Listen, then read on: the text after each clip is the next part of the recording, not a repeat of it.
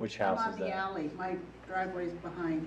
Yes, right. You have a driveway around the back on the alley. That's correct, But yes. there'd be no parking on the street in front of my house? In this particular scenario, between Highway 14 and Second Street, yes, there would be no Because I parking don't in that have parking location. on the alley either, just my little short driveway. You know? Yeah. And you know my property, what I'm talking about. Yeah, I do. And you have a driveway off of Second Street, and No, I do not. well, but you park around the back, though, right? Yeah, but Yeah. anybody visiting me cannot park on the street. Right, right, right. And you know what's happening here is that we're trying to create a southbound, bike lane essentially, because we wouldn't have it under any other circumstance. Put the bike lane outside the parking lane. That would require making the street wider, which would Let's cost do more it money. then. That's an option, but it would cost more money. Should have thought about that before you done the street. Well, yeah, I think this is why we're here, to talk about these. We want to make sure, we're glad you brought it up, and I don't know, do we need to bring people up to We probably should, get things on the under record these and the mic? circumstances, Thank yeah. Yeah, I mean, Yes. if you wouldn't mind I have just, many people parked in front of my house on the west side of the street. Mayor, I'm going to make a suggestion, and that is that we probably should have had a situation where we let Kyle finish his presentation and then take questions at the end, so then people can ask questions all at once and we can get it on the record. I shouldn't have interjected myself there, but that would probably be the best way to do it, if that's all right with you. Okay, yeah. yeah, I'll finish up here. I'm about done with mine, and then we'll take questions. You can come up and state your name and address for the record, and we'll get you officially on the record with that too. So Thank you. we'll get to that in just a minute, and I appreciate the comment on that. That's why we're here. The last part about this is that just with all these projects, we've had a number of different funding partners. USDA has partnered with the city on providing a number of grants, and some of their low interest loans. City bonds are covering part of this. Lyon County is covering part of the cover with costs, and then the other part of it is through assessment. So, which is why you got a letter in the mail. And it's one thing that was made mention earlier for those who are here, is that the city doesn't necessarily have a direct policy on the assessments, but typically what we had been seeing is that it's more of based on a property type, from one single family home to the next. All those assessments would be equal from one property to the next. And we don't necessarily have a final assessment number tonight, but I think based on past projects, an estimated assessment, I think the past couple projects were about $7,500 per property. And beyond that, I think we are ready for questions if we do have more. So that always brings up a number of them. Kyle, would you like to answer any questions from the council first before? Sure. Are there any more questions from the council? So Kyle, with the width of the street would be approximately 37 feet from Highway 14 to South Street. So it'll be one uniform width, Correct. correct? And that is somewhat wider than it is now. Yes, in general, I would say it's going to feel very similar to what it is now. It might be a little bit wider in places. Okay, but you said- that it narrows one, it varies a little bit as you go up and down the street right now. Okay.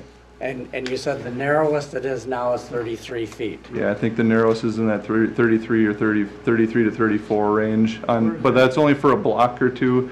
The majority of the street is currently 36 to 37 feet wide. And that's where we have, like I said, we're going with about the 37. So in general, it's going to feel similar to what it is today. Okay.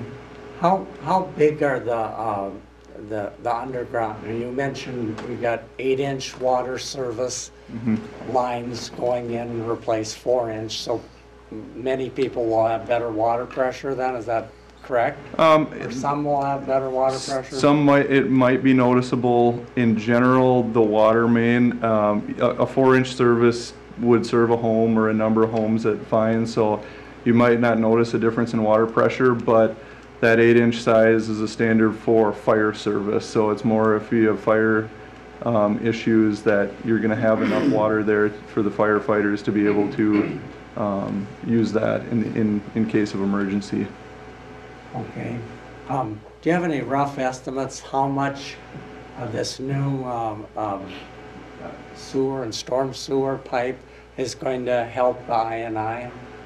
You have a rough, is it going to be significant or a little bit? It's something that we're noticing more and more, and Shane can maybe help me comment on that, but the more projects we get done, there's been a noticeable decrease in spikes in that sanitary sewer flow out at the treatment plant.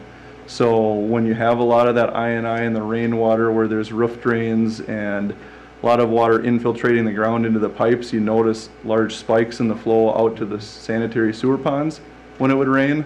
And as we're continuing to make these improvements around the city, that's decreasing. Mm-hmm. And maybe, I don't know if Shane, if you want to add anything to that at this point. Not really. Okay.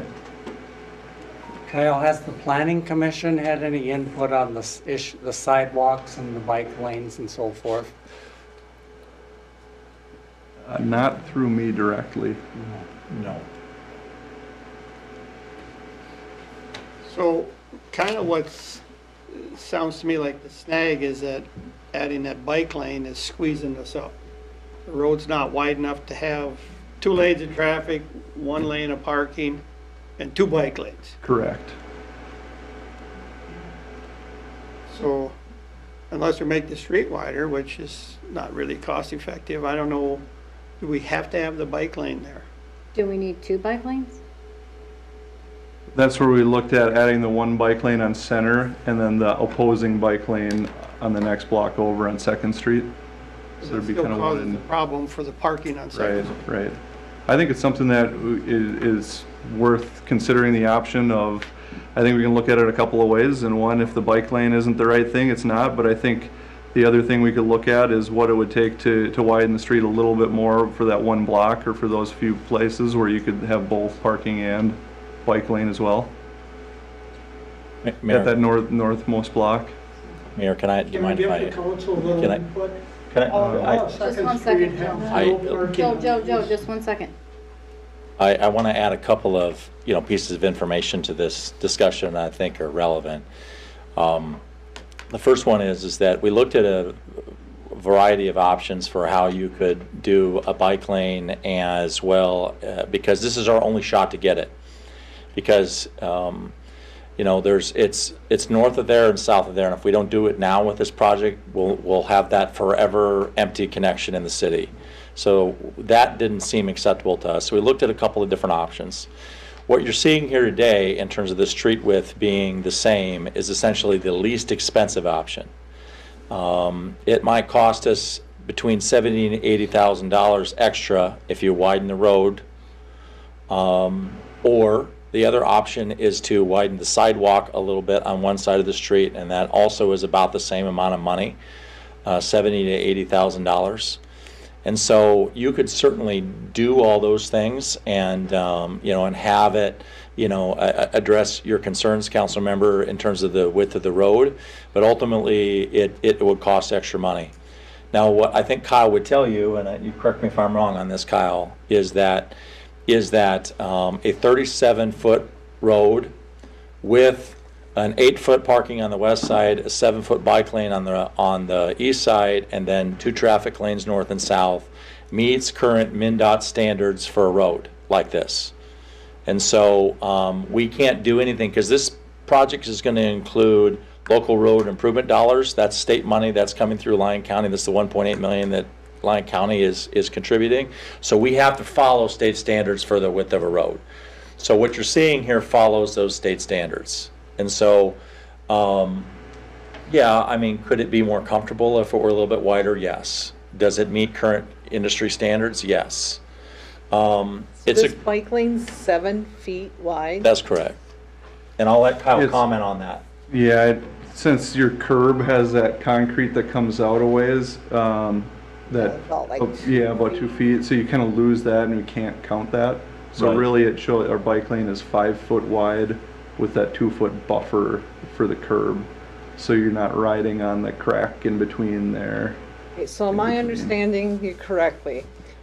the road is gonna be more, right now, the same width most of the place, if Yep. it narrows or whatever, but right now, when Yep. you go down that street, we already have at one side that there's no parking on the east. That's correct. You're saying we're going to bring a bike path out 5 feet from that 2 feet that I think right now is considered the bike lane. I don't know what is considered a bike lane, but it's labeled bike lane. Right. So you're gonna bring it out 5 feet, and you think that's still wide enough for a truck route? Yeah, it does. Like I said, that meets all of, and actually exceeds a couple of the standards for the state aid design widths. I drove For that that here street. several times, not with a truck, but a pickup. And if you got a parked car, a semi coming, and then you're meeting that semi, and there's somebody alongside you with a bike, it's gonna get a little crowded, but somebody's gonna have to slow down a little bit or speed up a little bit, Jason.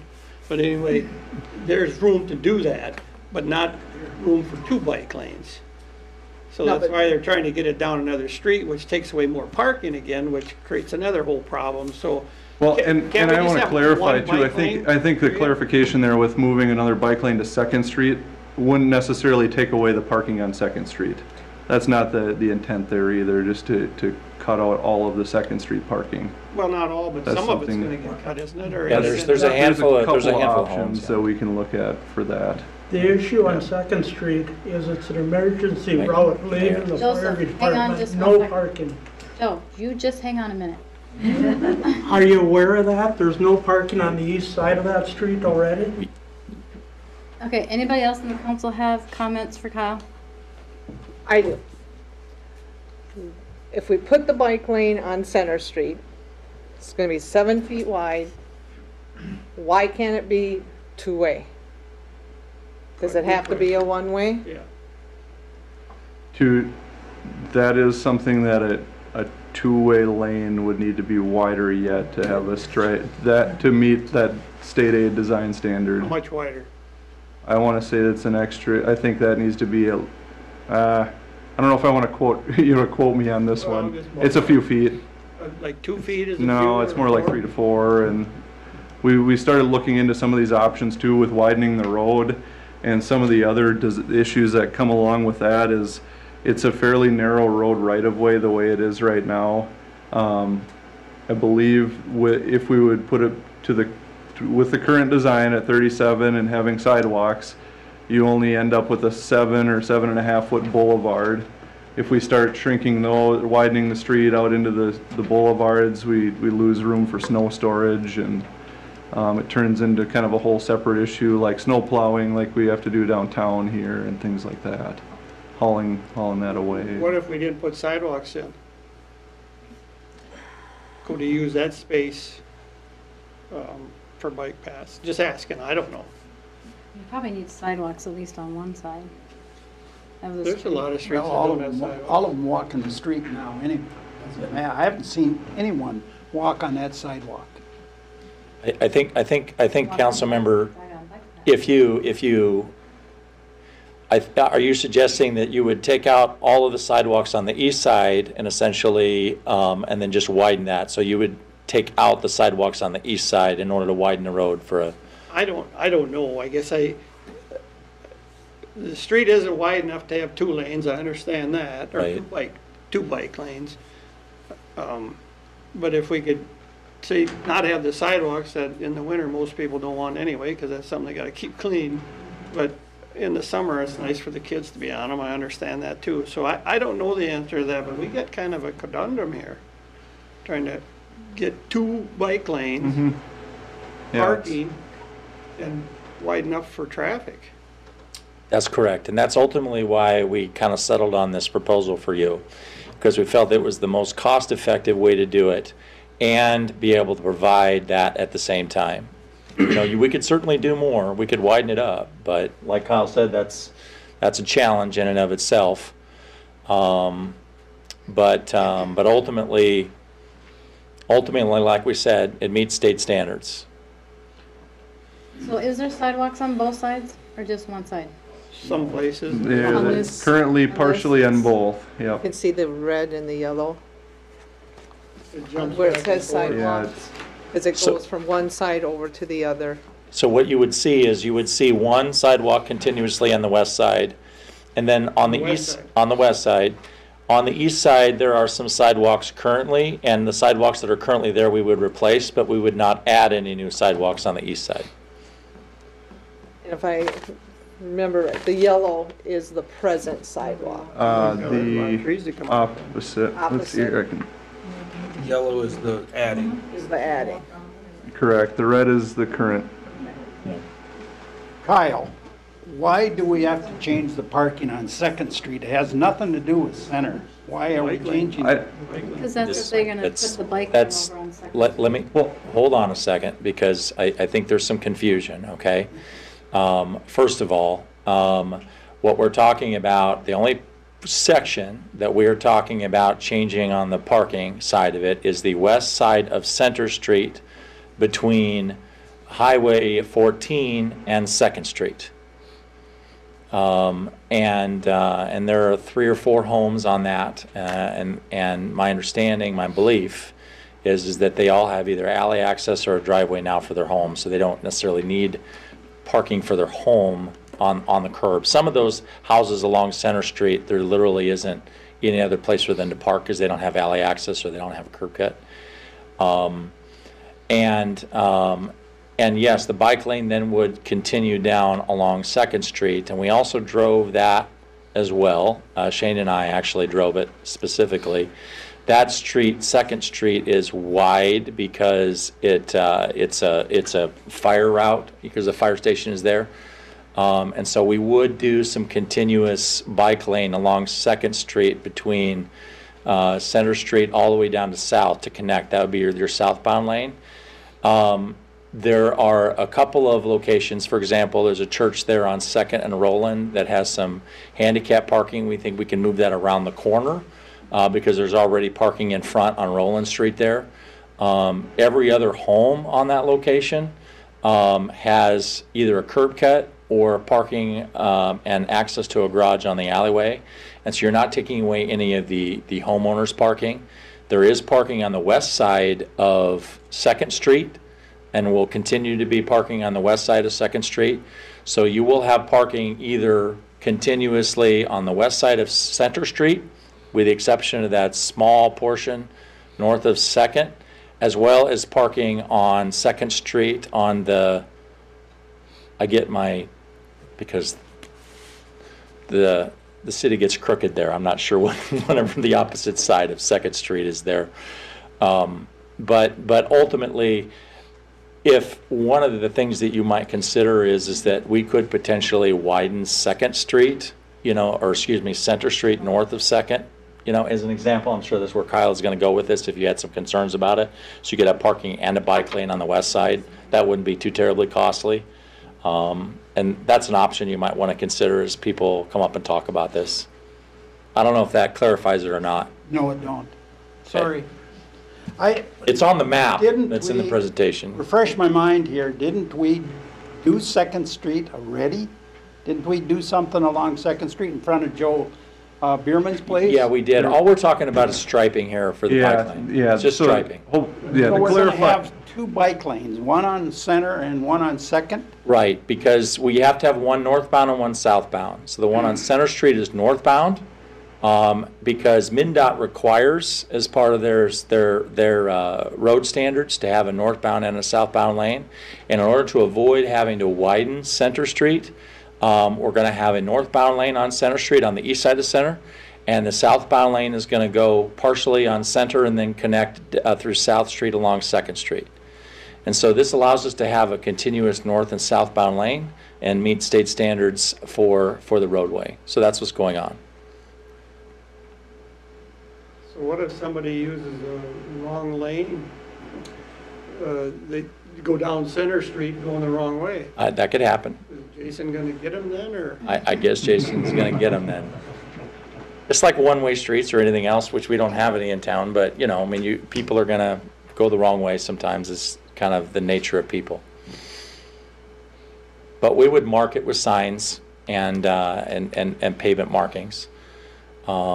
And it's one of those things, we're just trying to be cost conscious ultimately. We could widen the road, but it's gonna cost more money. And so we're trying to figure out a way to do this less costly. We thought that was a good option. You have trees and posts in a way, so widening the road isn't really, Right. That's why we're There's a trying to lot of- avoid widening the road. So we're trying to avoid we're trying to keep the road the same width and get the bike lane and reduce our costs. And so that option felt like the right option in the context of all of those things, if that makes sense. Okay. I'll make this quick so we can finally get you up here, Joe, okay?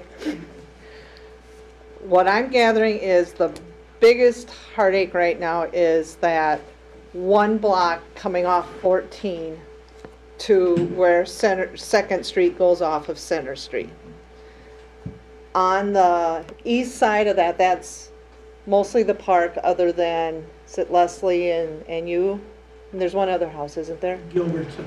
yeah. Okay, but those three, but we're talking one block, would it be a real thing to widen that one block so that then we could still have the parking on the one side of that street and then still have the bike path? We're not talking about widening the whole Center Street because there are trees, there's a lot of electrical poles. I mean, I drove it myself looking. I didn't pay attention. I know by the park, we kind of control what we want to do with the park. I mean, that's our land there, but the three households, you might lose a little bit, but you wouldn't gain, you would keep parking on one side that way. I mean, is that, I certainly think that's an option we could look at doing. I mean, Yep. I'll say that, and then I know Joe's out there busting know. He's- to get up here. Okay, anybody else have anything? I do, but I'll let Joe go Okay, first. Jill. He's gonna forget what he was gonna say. My name's Joseph Byerman. You know me as Joe Bierman. I live 687 Second Street. Okay, my question with this bike path, I know the 20 feet that I have connecting to Center Street isn't an issue, but with that bike path, when it turns onto Second Street, am I gonna have a parking lane with a bike path outside that? On Second or on Center? On Second, Where you make that turn off. because 80 feet of my frontage is on Second No, Street. you couldn't park there anyway because it would be in the site triangle, technically. You couldn't park that close to the intersection. I parked there today, I just, and I'm anybody gonna that... let Kyle comment on Well, that. if you want. I gotta ask you, you've been at my home a couple of times, Yeah, where did yeah. you park? I don't remember, and I'm gonna be honest. I Did you don't park remember. across the street, or did you park in front of my house? I don't know. I probably, You knowing- parked in front of my house, I I don't watched you walk remember. out the gate and get in your car. I don't remember. I do. Honest answer, I don't I remember. said, have a good evening. I believe you, but I'm gonna let Kyle comment on that as far as the parking along Center Street. No, it's like, Second Street. I don't know that we have a requirement posted right now on where striped is parking or no parking at that point. But I would agree that that might be part of an area that's tough to see. I also,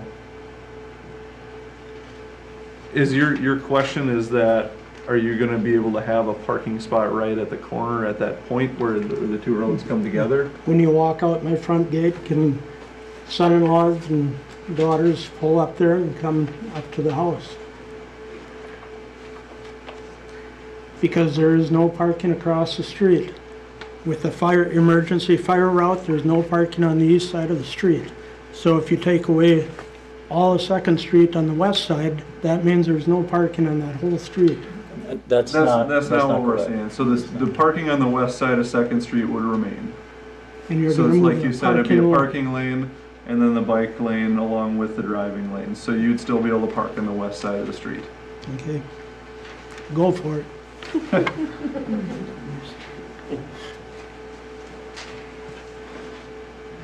Okay, so that's the opposite than Center Street. Center Street, there's no parking on the side where the bike lane is. But on But- Second Street, there's gonna be parking on the side where the bike lane is. I don't think that's correct. Think of it this way, where there's a Well, bike lane, there won't be any parking. Where there's But not a that's the bike west- lane, there will be But parking. that's the west side of That's what I Second was Street. just asking. Yeah, I can't tell east from west, but what I will tell you is that there's, across from Joe's house, there is a park on the corner. yes. And so that side of the street where the park is on the corner, there'll be parking No, on, that's a fire route. There's no parking there. I don't believe that's correct. I don't believe that's correct. I believe, Shane, do you have a comment on that? Jason, I'm right here. It's all no parking on the east side of the street.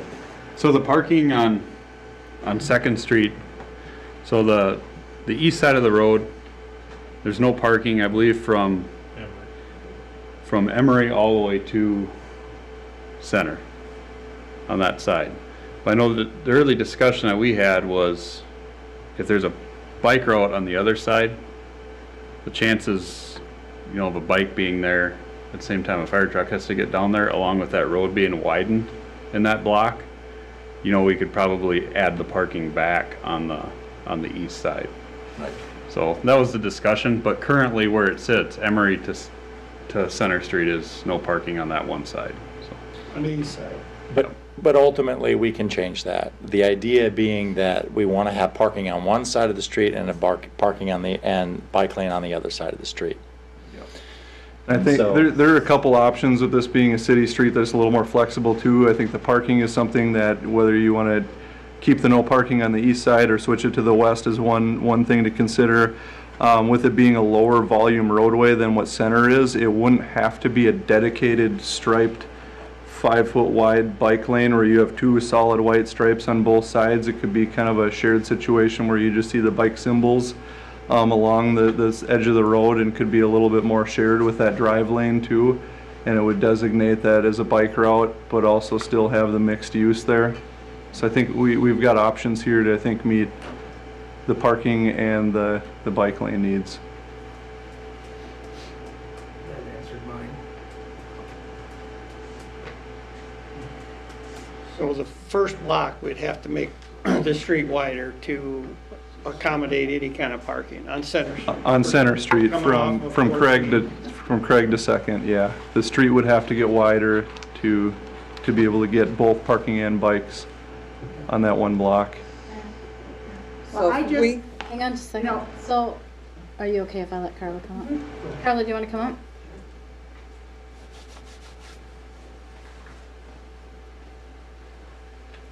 I'm the fourth house in from 14. I am on the alley, but it's not a wide alley. I can't park in the alley if I have guests. And there's park across the street. So if the people want to use the park, where do they park? And people do use it. They come over with their little kids and swing on the swings. And the next two houses towards Highway 14, they don't have alley access at all. They only have their driveways and the street. So, That's why we're gonna add parking on the west side. well, this says bike lane on both sides. Bike lane's gonna be there, but there's gonna be park, that's why we're gonna widen it some more. No, oh, you are talking, well, you hadn't, Yeah, she's on- that's one thing why, Parking will I'm still be saying on the why it west should side. be widened, because, Yeah, that's what we were just saying, that we're gonna widen Center Okay. Street from that block. I thought you were discussing it, I didn't think Yeah, it I was just a thought it vote. was an option. Well, we haven't voted on it. I'm just but- saying, but that's why I'm saying, we need that parking, you're for Yeah. widening it so that there's Yes. still parking. yes. Well, that is true. Where do they park for that park if they make the parking wider? Yeah, we talked about that too. I mean, that's obviously a, concern. Our feeling was that just anecdotally felt that more people were walking to the park than driving to the park, but, honestly, I mean, that's a consideration, sure. I guess the question I got, Kyle, is if you widen Center Street, what are you gonna do with those posts and the trees? No, we're just gonna widen one block. One block, there's still posts and trees there. Right, yeah, I mean, it's definitely something that we'd have to look at if there are trees in the way in that boulevard, they'd have to go, and the poles. I think the main power along Center Street is on the east side of the road, but there's some service drops that the pole would have to get moved or something along those lines. We've been talking with XL about that. There's gonna be a number of those poles that might just have to move a few feet or might have to have some adjustments there.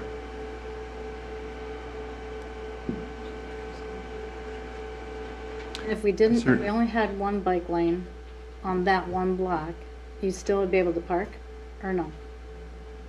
Correct. It was with a single bike lane on the east side, you would have room for parking, but not enough for the second bike lane. And you're saying we need to have a inbound, outbound bike lane? I think it makes the most sense. I don't know that there's an absolute requirement on it, but I think it makes the most sense to have that in two directions there to make that connection, yeah, with what's being proposed. So would it be feasible, just throwing out ideas here, on the west side there by the park, that we're talking that we would widen the road to allow parking there, to have that one block, because we have sidewalk, that there's that sidewalk that will connect Highway 14 to the bike trail, but we wouldn't have to have a second bike trail on the road for that block. Would that be legal, or? I think that'd be feasible too. I think there's a couple options there. I think that's one that we could look at, widening the sidewalk to having it as a kind of a shared use bike and ped for that block. And I think the other one would be to widen the street out an extra few feet in that area to accommodate both parking and a bike lane on that west 'Cause I edge. think we do need to look Yeah, at one or the parking. other. If we're gonna have Yeah, a park. Yep, I would agree. I think these are all great comments that we're getting tonight on it. Can you have like one block have the sidewalk be bike and pedestrian? I don't see why we couldn't. It might be a little bit odd getting on and off a sidewalk and kind of going back and forth between one, just from a usability standpoint. But it's nothing saying that we can't do it. But if we have Doesn't that the seem no like- curb, Doesn't that seem like the most cost-effective way to do it? We can take a look at that, what we were looking at before. I mean, it's with the cost of a concrete sidewalk versus the pavement of the street, it's a similar trade-off when you're adding a foot wide here versus there. It isn't, in this short of a stretch, I don't think it's gonna be something that is worth making the decision over one way or another, the dollar amount. But I think they're both good options that we can look into. I think the widening of the street, bar having issues with utilities, not knowing that offhand, but I think that makes a lot of sense to widen that street in that one last block there, the last 200 feet or whatever it is on the very north end, to widen that street to allow both parking in that bike lane, and that would kind of solve both issues. I just wondered if widening the sidewalk would be less trees and less problems versus widening the Yeah, road. we can look at that and make sure that we're making the right decision there and not wiping out a whole row of trees versus to widen the street versus if we do the sidewalk. I think that makes sense. well, I think at least now, and I want to thank you guys for coming, because it makes us all think of these different Right. things. Now you know what some of the concerns are, to see Exactly. how can we try to address their concerns, Right. within reason. And I don't think they're being unreasonable saying they want a place for a visitor to park, or if someone's going to drive to the park, that there's a parking spot by the park. I mean, I don't think these are unreasonable things. I think this is exactly why we're having the meeting here tonight, to talk through the project and to hear ideas and questions and concerns from the public. So I think that's exactly why we're here, and we can definitely take a look at making some adjustments. Does anybody else have any questions from the council for Kyle? Does anybody in the public have any questions for Kyle about this? Do you want to come up? Yes, you do. Okay, my name is Susan Sheik.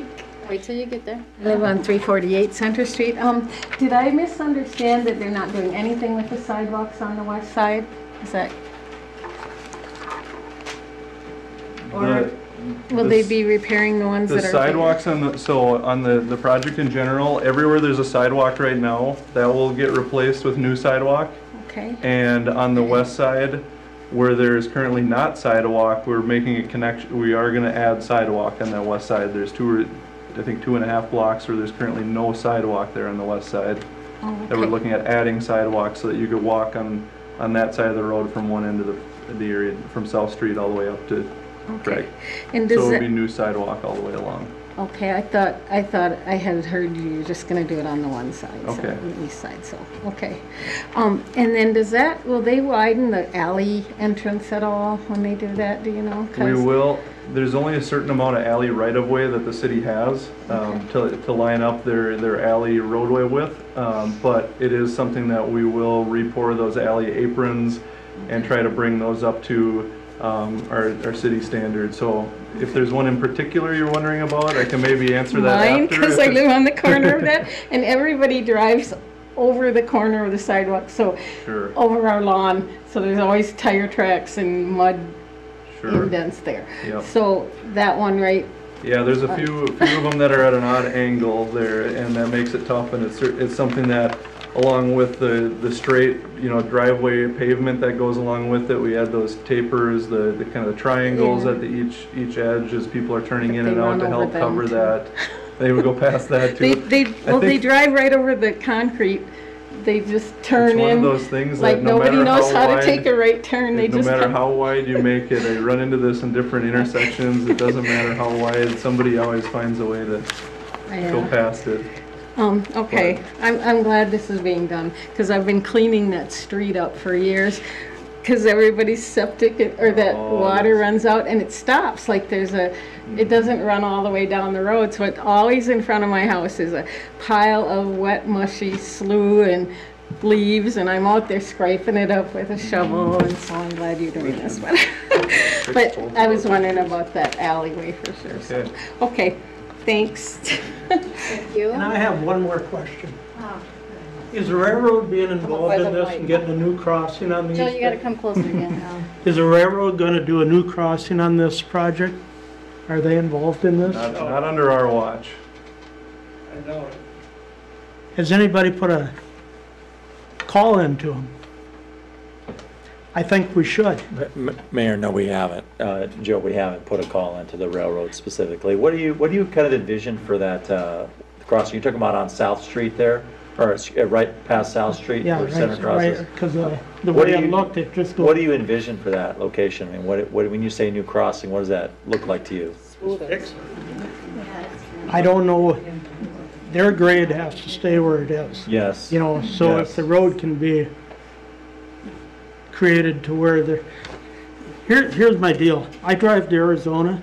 I go across railroad crossing 70 miles an hour, time and time again between here and there. You can't hit that one at 15 without rocking your truck. That seems, that's That's true. probably on I us mean- to raise the road enough so that it would do that. Wouldn't that be right, Kyle? It's something that we're stopping just at the edge of South right now, so we're not Oh, necessarily you're not- gonna you're not change actually all of going it up all the to way the- right up to the Okay. railroad track at this Okay. point. So I think it's something that could be handled with a project that would go further that way. I would envision it maybe being with a project that also helps extend sidewalk or something, some other maybe crossing that way too, helping that out. I mean, if you don't drive there, it's no big deal, but I'm across it 4 or 6 times a day, and it's not very enjoyable. Not your problem. Anybody else have any comments or questions? We probably should reach out to Just the, for him or just in general? Yeah, we definitely could do that. In my personal experience in working with the railroads, they're pretty difficult to deal with. We do have a contact at Canadian Pacific Railroad that we've talked to in the past, but they basically will allow you to do anything as long as they approve it and you pay for it, I mean, asking them to pay for something, that's the hard part. I don't think we should not try to reach out to them. Yeah, no, we can do that. Yeah, I'm not suggesting we won't. I'm just saying that I wouldn't be optimistic. Because they're gonna go, our lines are good, what do we care? Yeah. In the grand scheme of things. And they'll fix them, 4 or 5 years later, they're back to where they were. Yep. We did that over by the Not if they elevator. do it properly. That's a good crossing there. Well, kind of what's so, It's better than it was. better than what it was. Yeah. That's an ongoing battle with the railroad. So, with the minor changes that we might have to make, are we gonna be able to approve this stuff tonight? These resolutions? Yeah, absolutely. I mean, I think that if your concern is just, we want to make sure that there's parking continuously on the west side and that accommodates the bike lane on that little stretch, not quite a full block, I think we can figure out how to do that, whether it be widening the road or widening the sidewalk, so that there could be parking there. I mean, I don't think that's, correct me if I'm wrong, Kyle, but I don't think that's insurmountable by any means. And I think the cost of doing that would be minimal, you know, to the point where it wouldn't affect things a whole lot. And then do we have to figure out how close Joe can park to the corner? Well, 'cause I mean, if it's not marked or whatever, and somebody parks at the corner. It is a then good that's- question, and I'd have to look at the Uniform Traffic Code, and I kind of said that somewhat in jest, but I guess when I answered that question, I didn't realize there wasn't parking on the other side of the street, and so there will be parking on one side of the street or the other in that location, you know, no matter what. I was thinking, what's the issue? There's parking on the other side. I didn't know that, so I'm glad Shane clarified that. That may be just when we just have to figure out how far down, it's like you can I park think from so. here. I know you can't park too far to the curb because then you have trouble seeing around it, and there's an issue associated with that. But I don't know where that distance is there. But yeah, the short answer is yeah. I think that you could approve these plans and specs today, and then if you wanted to approve them and include in your motion, you know, directing the staff to make sure there's parking and a bike lane on the west side on that, just so that it's clear, you know, in the motion. I think we could do that. Okay, so one last time before you do that, anybody else in the audience need to say anything? Except for everyone Assessments, to peace. this. For this. Both. I mean, Keep the parking. anything related Keep to the the parking. project. Keep the parking. Okay. Widen the sidewalk. I do a lot of biking and a block of. You know what, Tony, to be fair to everybody else, you're gonna have to. Oh, yeah. Tony Rolling, 572 Center Street. I would recommend going with a wider sidewalk. Seems like the most feasible solution. You have parking for the people living there. People park there for all summer long for the park. I do a lot of biking in the summertime, and one block of a bike lane is not gonna make a difference. So, anybody going southbound on Center Street's not gonna have a southbound bike lane anyway, so. Okay, thank you. Anybody else? I just want to clarify. What side of the street on Second Street is the parking going to be? So, I'm not sure about my east or west, because it's not really east or west, it's more like southeast and southwest, but northeast or southeast or whatever. Well, It's gonna be on the west I think we side. need to show it on the map, though, Kyle, is what I would. Why don't you show? Well, because people are saying west, but Gary, look, It's gonna be on the west side. Here, so let's talk about this. So here's the picture where the street is. So right now you'd have some solution where you'd have parking and a bike lane here. The bike lane then would turn, the southbound would turn down Second Street.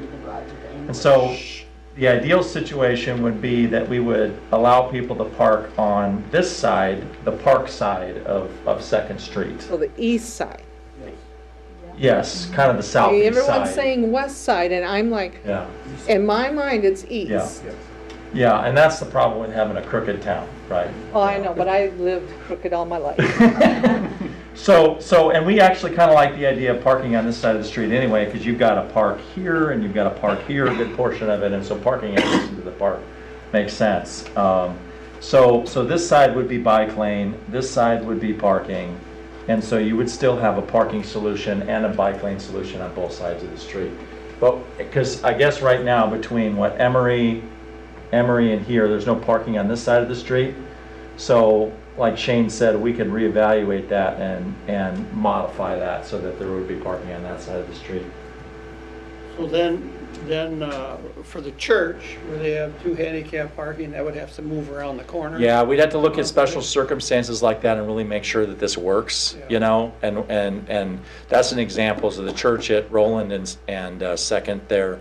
We'd have to ask them to move their, well, it's actually public parking. We could move the handicap access around to the other side, so they still have that. And then people could park across the street too. So then, technically, there'll be no parking in front of Joe's house on his side of the street. That's what I just heard. I'm losing all of my parking. Yeah, we're confused here, folks, because the side Joe lives on is the west side, correct, Joe? I'm on the Yes. westerly side. Not the east side, the west side. Well, that's why I'm trying to clarify, because people are saying west, and I'm like, it's That's not the looking west like side it's of the west street. here.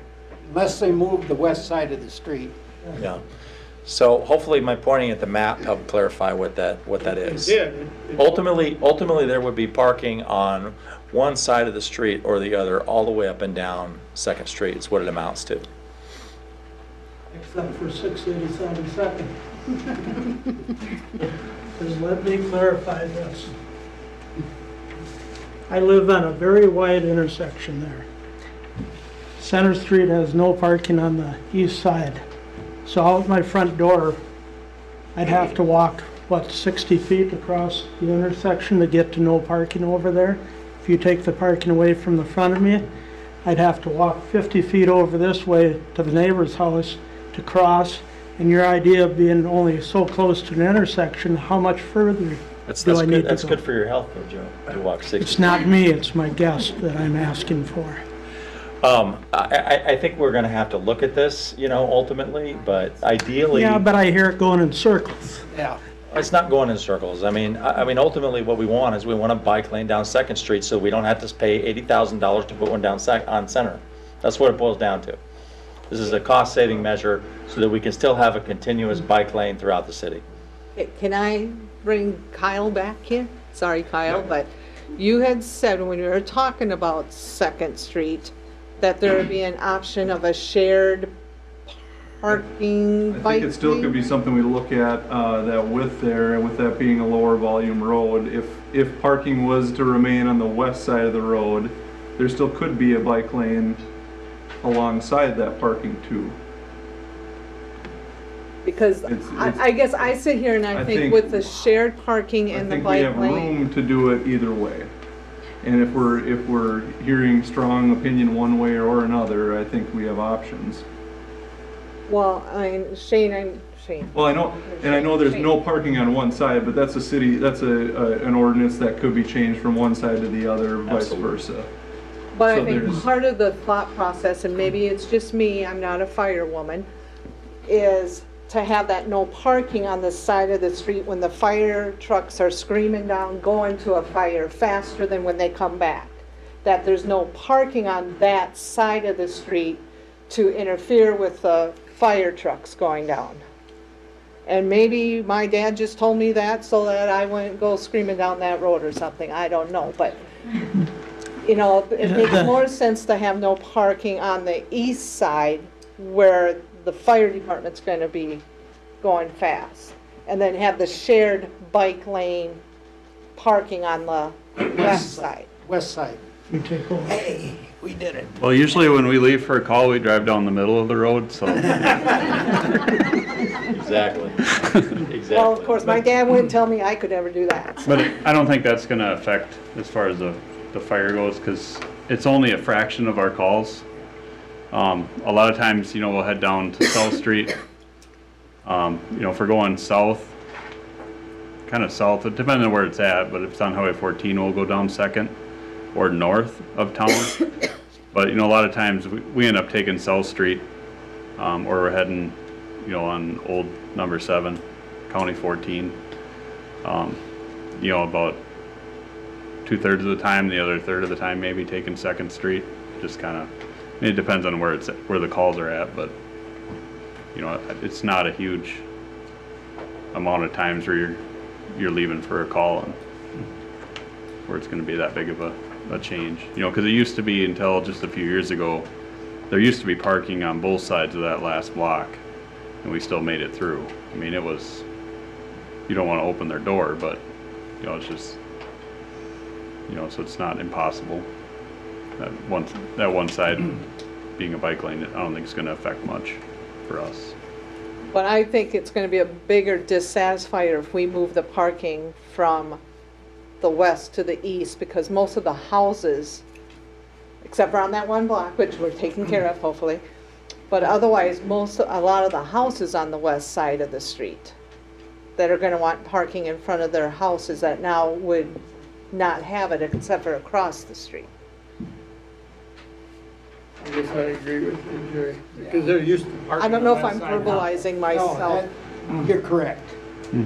No, I agree with that also, the shared parking and bike lane on the west side.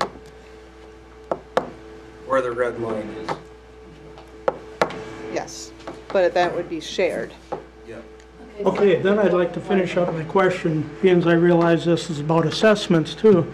I've got a 100-foot lot, and this affects approximately 20 feet of my lot. Do I get a full assessment?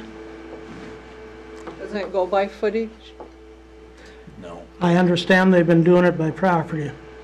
The last time we, again, this was a practice, because we don't have a full policy on this, but what you decided in the last assessment hearing, the short answer is for Joe, that's a decision that would be made at the assessment hearing, which probably won't happen until November of 2023, when the project is complete. But ultimately, what you decided the last time, if you were on a corner and both of your street sides were done, that you would be charged a $7,500 assessment for one side of the lot and a $7,500 assessment for the other side of the lot. Correct me if I'm wrong, Dan, but I believe that's correct. And so in the case of Joe,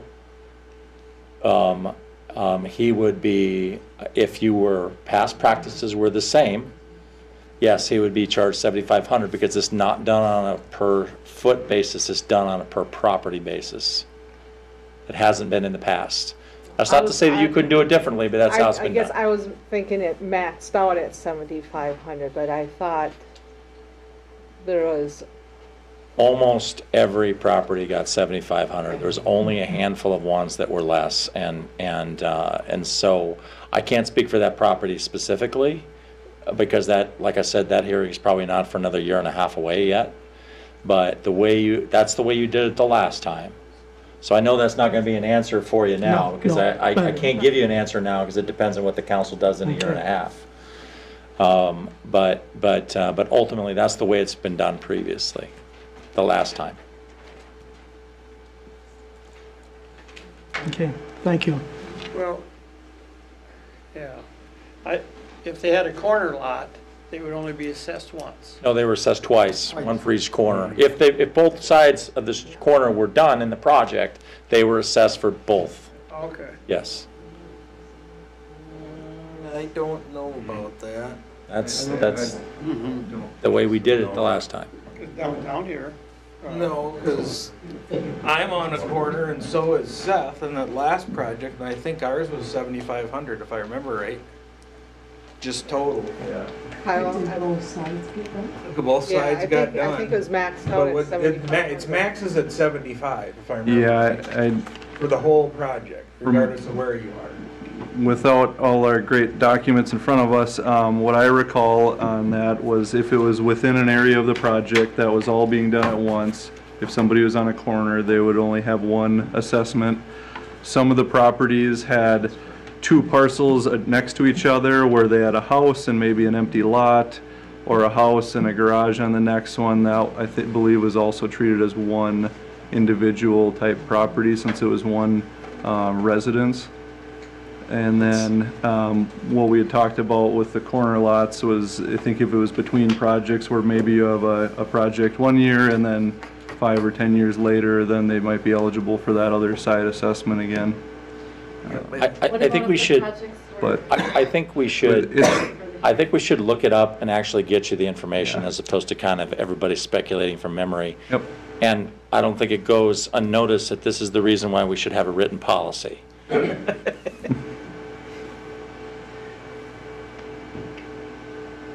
Okay, will you get us that information? I will. Okay. Yep. We'll tell you exactly what's been done in the last 2 phases of the project per property, yeah. So to wrap it all up, Center Street's gonna get the sidewalk on the west, bike lane on the east. We're gonna look at widening up by the last block up there. Potentially widening that. Correct. And then parking is gonna stay on the west side.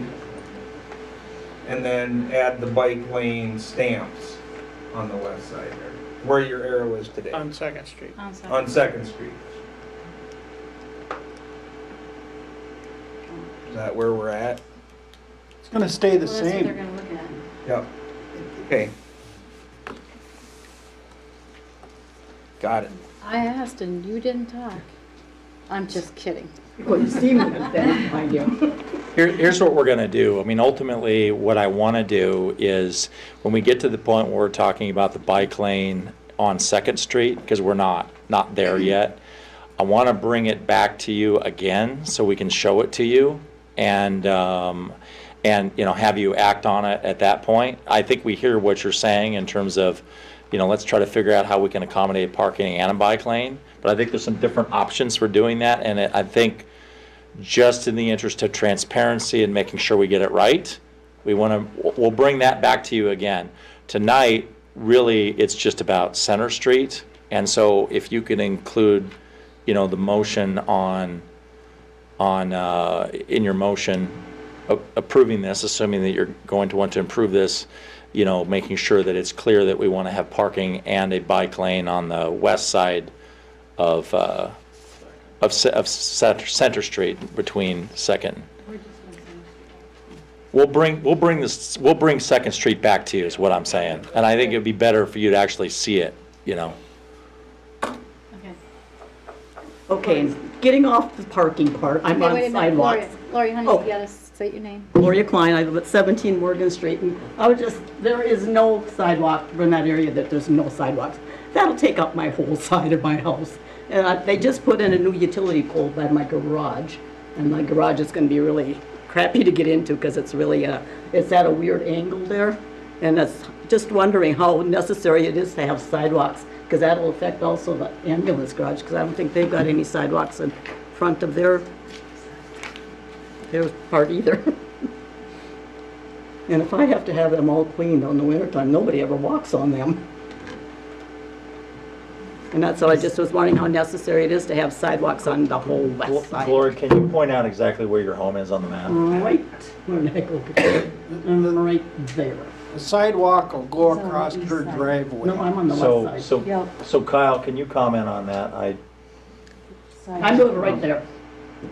And it's a double lot, I mean, it's a long, it's a weird lot because it's a, I think, I what just we're. was wondering, because there is no sidewalks at all. Correct, yep, that is something that That's comes what I along know. with adding a sidewalk where there isn't one, it's. And I mean, It's there's a nobody question ever goes there. I of, mean, and if the person has to keep that clean in the wintertime, that's a lot of, because there's, nobody even goes, I mean. It's right north of the ambulance. Yeah. Yeah. And the purpose of doing a sidewalk, now that we're doing a Oh, 7-foot yeah, so it's a bike continuous path? thing, I can understand that, but I mean, it's still, just was wondering. Get down to the ambulance and it's gonna be tough with the sidewalk there, because the curb comes practically up to the road, the parking lot. Yeah, I mean, it's, What was the thought process for a sidewalk all the way down if we're gonna have a 7-foot bike path? To make that connection for pedestrians, to be able to walk from one end to the other. I guess now is the right time to make those connections and to fill in some of the gaps that somebody, currently if you were walking on Center Street, you would have to walk in the road for a couple blocks to be able to get from one end, from South Street to Craig, that you would have to walk for 2 blocks here and let's see, sorry, a block down here at the south end, and 2 blocks here at that area of the project. So it was something that, we see, a lot of increased pedestrian traffic just in general, and a benefit to it. And now is the time to do it, along with this reconstruction. I mean, But it's not a requirement. It's legal to walk on a bike path, correct? We do it at Swift Lake around there. It's a walking and a biking. I don't know that it's illegal to necessarily walk on the street, I guess. It's similar to that. It's a busy road to be on, but see it as a benefit for, like I said, making those connections throughout town to go from one area to another. If whether it's people walking or people with young kids on bikes that want to be on the sidewalk or a stroller, I guess it's a benefit to make those connections around town while we're making these type of reconstruct projects happen. But we didn't require it on the other phases. I do believe we voted to replace what was there. That's why I'm saying, are we going to stay with our practice with sidewalks? I want to say there was maybe 1 or 2, I can't recall if it was Hollett or Emery. I think there was a missing connection there that was added, I think on Emery, but I would get sidewalk on one side. I would add that, yes, you're correct, that is what happened, is that it was decided in the past that basically we'd replace the sidewalk if it was there, and we wouldn't put in a new one if it isn't. The difference between the previous phase of the projects in Center Street is the classification of the street. Those residential streets, they're 25 miles an hour and a lot fewer people, and people are going a lot slower, is a lot different in terms of separating pedestrian traffic from the road than Center Street, where you have a lot more traffic and people are going faster, and you have things like that. And so from a safety standpoint, getting people so that they don't walk on, and I literally on Saturday drove to Marshall and went up Center Street and up Highway 11, and there was a woman just walking down the middle of the street, and it's not uncommon. You see it all the time. On Center Street. And one of the reasons why you have a continuous sidewalk is for safety, so that people don't do that. And if you don't have it along the whole distance, you're going to have a situation where someone's going to be walking in the road. And somebody hasn't gotten hit that I'm aware of there yet, but that doesn't mean that someone couldn't. And so it's just a safety issue to get the people to try to not walk on the street. And like I said, Center Street is a different road than a normal residential street. It's a county highway.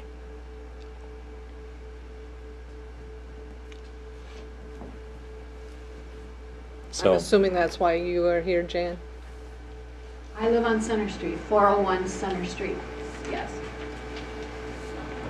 And I walk my dog, I also bike, so I can speak from both experiences. And I don't like walking on Center Street. Biking, I sometimes will go down for the 2 blocks we've got by my house going north. I can go on the sidewalk, but that's not where I belong. I belong in the street. But there's a pretty narrow margin for me to bike on Center, and the traffic is heavier and it's faster. Absolutely. You would be one that would be getting a new sidewalk. I guess because I have an existing sidewalk, so they would be replacing. Okay, you're in the existing part? Oh, okay. I have an existing sidewalk on both sides of my home. I live on the corner. Yeah, I knew you lived in the corner. It just looks like the yellow was in front of your place, but I must be off a block. So, Jan, what do you think of the current sidewalk plan on Center Street? I like that idea. But the reason, somebody said nobody ever walks on the sidewalk. Sometimes the reason they don't is because they're hazardous. They're different elevations, you have toys out on the sidewalk, etc. if you're walking at night. And I usually have a headlamp if I'm walking at night. So, but some people are, and if it's on a residential street, I don't mind walking in the street because the traffic is slower. But Center Street, I do think we should have contiguous sidewalk. for this safety aspect. I would agree with that. Thank you. The only problem I see with not, like, continuing the whole thing up is if we're gonna, like, start taking out blocks, and other people that don't have one, that we're putting one on there, are gonna have problems, and don't you think? Yep. Tony? Good evening. Again, Tony Rolling, 572 Center Street. The letter I got was pretty vague. I assume this is about assessments, things of that nature. Apparently it's not. The only thing I'd like to say is that there are issues with the way the city assesses properties. And I talked to a couple members here the last time we had a project and there was assessments, and it does need to be fixed. So there will be a time, I guess, later on that I can argue my assessment, and I will do it at that time. So that's all I ask. Take a look at the way the assessments are done and just be fair about it to everybody. Thank you. Thank you. Okay, once again, is there anybody else in the audience that wants to say anything?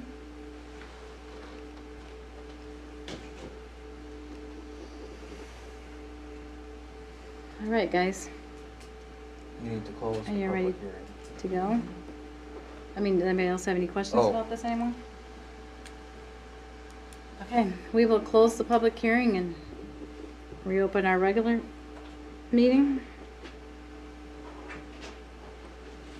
We have to wait for. I don't know what happens. You want to wait for him? Yeah. Thanks everybody for coming out too. It is helpful to get comments and to hear about everybody's questions.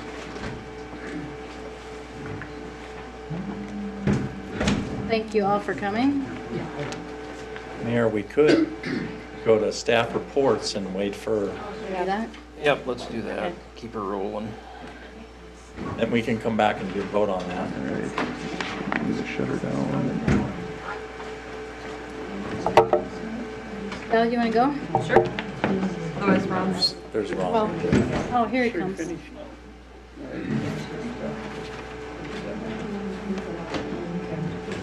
We might as well.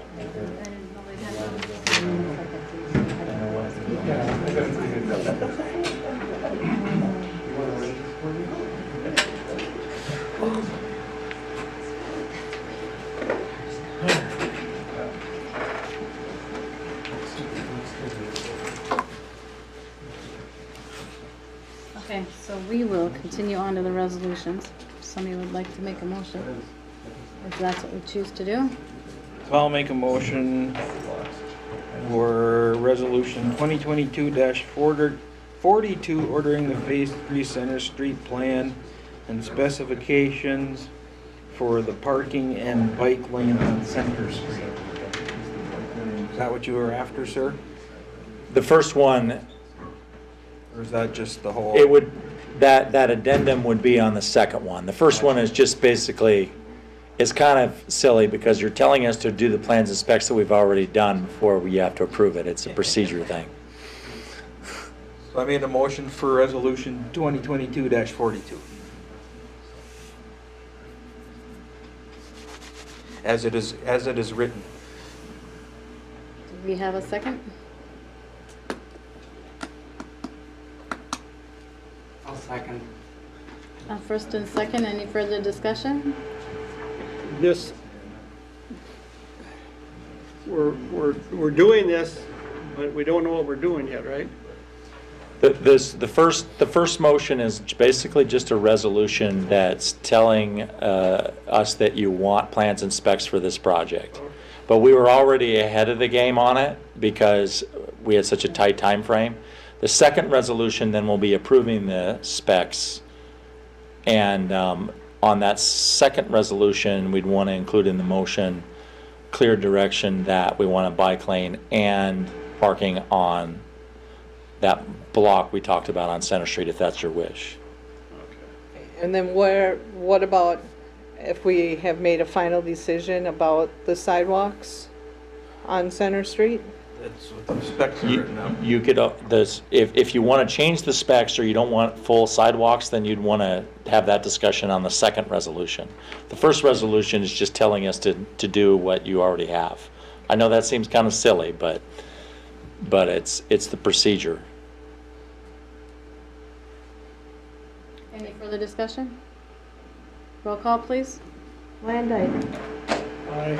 Tell. Jones. Aye. Teigs. Aye. Koopman. Yes. Schmidt. Yes. Mayor Coleman. Aye. All right, and then I'd make a motion to approve Resolution 2022-43, approving the plans and specifications and ordering advertisement for bids with the addition of adding or making sure that there is parking and a bike lane on the first block of Center Street, on Center Street coming off Craig Street.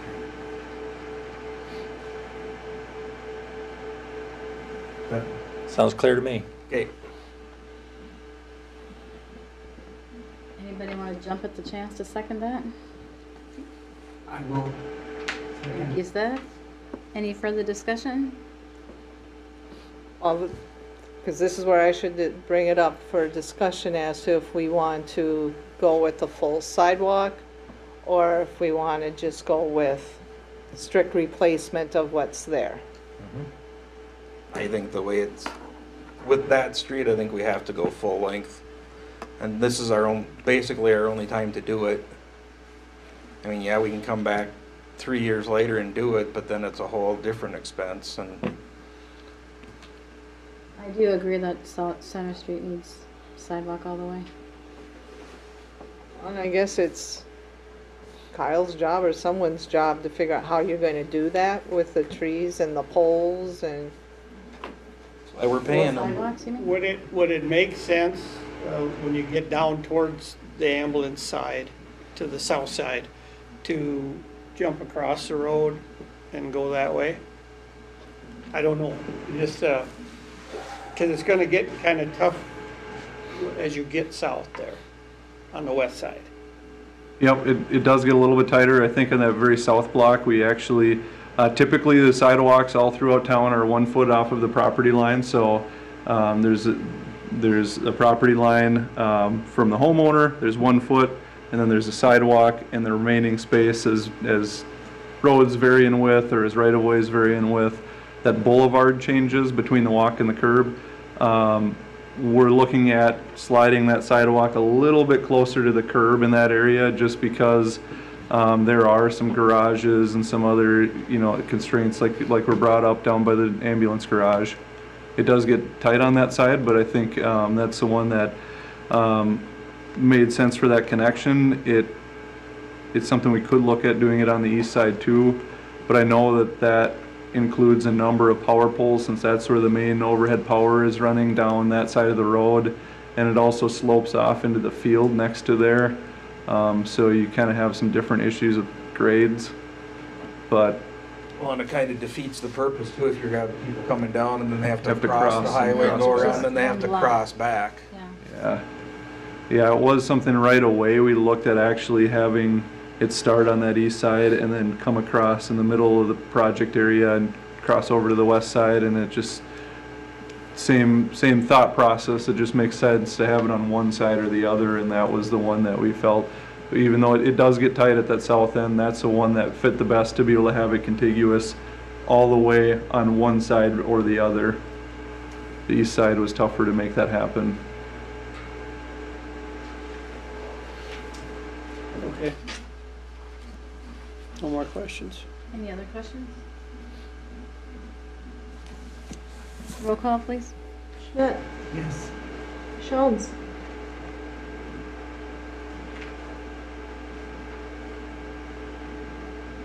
Aye. Teigs. Aye. Koopman. No. Tell. Aye. Landine. Aye. And Mayor Coleman. Aye. Thank you, council. I know this is a lot. We've been pushing this through really quickly. We hit some snags with rural development because they really slowed us down. we think we've got things back on track, and so I appreciate your consideration tonight. Thank you. In the future, I know you're under some things, but Yeah. in the future, I guess I would want this information earlier. I don't like making a decision I on hear ya. something this quickly. That's I going to agree. affect a lot of people. I 100% agree with you. It's just one of these things where, well, we've kind of been through this, and I agree with you. Another suggestion is, before we do something like this, we should have actually visually been out there and looked at this project. So, I mean, we sat here, we talk about the west side, the east side, and I see mass confusion here. So we need to go out and look at this before we make the big decisions. Well, in my defense, Ron, I drove up and down that street several times looking at that, trying to visualize what it was gonna be. I think most of us drove it, and that's why right now, but I didn't know it was going to be make a final decision on if it was going to be a total walkway at this meeting, or I would have done a little bit more of my own homework. Fair enough. I think that's a valid criticism. Thank you.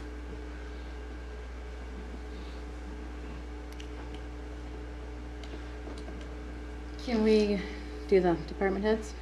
Yeah, I think we've got Krista to do her financial report first. But do we have to have Krista first? I guess we don't have to. You can do whatever you Because want. she's gonna be here for the whole rest of the meeting anyway. So make her go last. So sorry, dear. All right, if I show up to work in the same clothes tomorrow, no. We all know. Okay. Okay, Val. All right, just want to highlight that we have movie night coming on Friday. That will be at the library, 6:30. And we have our new website up, so that and all our other events are on our new calendar there, so be sure to check that out. Oh, I just wanted to acknowledge too that you did a resolution for the accepting the donation from the United Fund. Just wanted to acknowledge that and thank the community for their donations toward that. And the library board had recommended that that be used for summer reading program incentives and supplies, so that is what we will use that for. Thank you. Did you get some new equipment? What? Did you get some new equipment? I was going to let you talk about No, the you new. go ahead. So movies in the park this year, we Jeff got us all sponsors for the movies, so we were able to use the money that we had budgeted for some of that to purchase our own movie equipment. So Jeff and I worked together and we bought a screen and a projector and speakers and a Blu-ray player. Is that it, Jeff? Yeah, so we'll be able to have our own equipment to set up and do that whenever we want. That's great. Yeah, we're excited to get that started. The first one will be Friday, June 3rd. Probably about 8:30, I think is, I looked up the time for sunset that evening and that was what it said. So, and we did a survey online for people to help us choose which movie to do, which was fun. I think we had close to 100 responses. So, you know, it kind of builds excitement for that. And yeah, so they chose The Little Rascals and that'll be our first movie in the park, June 3rd. Perfect. Yeah, anything else? Anybody have any Yeah. questions? Yeah, I had just a couple. First, I was glad to see that you've got that arts display or from the high school kids. You're working on that? So yeah, we are working on a contest. This is just for, you know, Tracy school kids. It can be for anybody in the community, homeschooling community, whatever. But we will be sponsoring an art competition for ages 13 to 18. So they will be asked to create an art project based on a book that they've gotten from the library. So it can be sculpture, it can be a painting, it can be a drawing, whatever art form they choose. And then we will have those on display, and we will have an opening of the art exhibit, or a reception for people to come and view it, and then we will have it on display at the library for about a month. And then the participants can come and pick their things up. We got a grant from Prairie Lands, which is our local multi-type system, for $150, which will help offset the costs of that. So we'll purchase prizes for the top 3 in that, and then everyone will get a certificate to show that they participated. And we're hoping it brings some teens into the library this summer and gets them interested in art. Yeah. Good idea. Yeah, we're excited about it. And you mentioned you're working on getting some other programs going this summer. Are those programs that you're writing through legacy grant applications? Typically, yes, we do have some money in our budget this year for some programming also. And, you know, so it'll be one or the other. Yeah, the one that I mentioned, the musician from Africa, that will be a legacy funded program. Good. So, yeah. Good. And then one other question. I noticed that you had, in the last month, you had $93 in revenues from fines. Is that overdue books or someone wrecks the CD? I think that actually, we don't do fines and except for late fees. That's usually only if something is, you know, destroyed. I think that actually should show under use fees potentially, because that would be like copies, faxes, and things like that. Yeah. Okay, very good. Yep. Thanks for the great work, Val. Thank you. Thank you. Tamara, you want to go? So last month we did about 58,000 for sales, which was down from our budgeted expectation. But with the lower expenses and lower purchasing, we still had about a 13,500 cash flow. Excited about the burgers, bands, and beers, or brews, and our Aloha Night. We're still working on that. My feel on that whole thing is I like the idea that when we get to be, that we're not just a business out there on the highway, but that we give and create stuff for the community, for involvement. Not to mention the fact that we also give back to, for Aloha Night, we give back to the school, to the education. And for Burgers, Bands, and Brews, we are going to give a donation to the City Foundation. Did I say that already? That's it. Tracy Area Community Foundation. So we're not just a liquor store out there. We're trying to be part of the community and giving back to the community as well. All of the employees have all completed the liquor training now, and then also at the liquor convention, I also renew mine every year as well. Even though it's not necessary for me to renew it right now, it still doesn't hurt to like hear it every year and get new stuff and, you know, get new information out of it.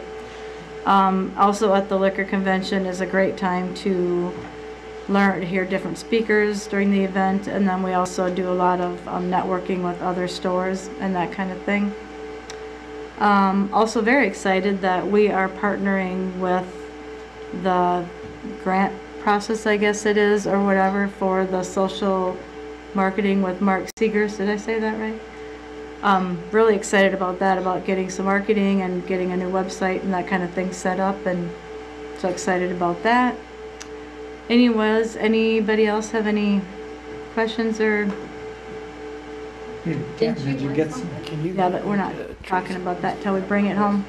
Excuse me, Tam, did you get some ideas at the convention as far as marketing ideas and trying to counteract this slide in demand? The convention is this weekend, coming up this weekend. Oh, okay, all right. But I think that there's some different speakers and that kind of thing. So yeah, so I'll report back and let you know what I learned there next time. There is definitely there is definitely a downward slide, not just us, but all over in that, so, you know. It's everywhere. Yeah, Dave can attest to that, and, yeah. I think we've got to be aggressive and try and increase our market share to try and counteract those. I know that's easier said than done probably, but. And on that note, Eric and I and Krista too, we've like done some different like sales, different marketing kind of things to see if we can draw an extra traffic for that kind of thing too, but always that's a work in progress. Trying to create people to come in the door. So you all need to buy more alcohol. So that we can give back to the community. Give back to the general fund. Yeah, there you go. I'm all for that. And you know, that's a big thing too. It's like, you know, the profits that we do get goes back, you know, gets given back to the general fund. So it's kind of a win-win. You buy alcohol and we can give back to the general fund. So, anybody else questions? That's why it's important that we shop in town.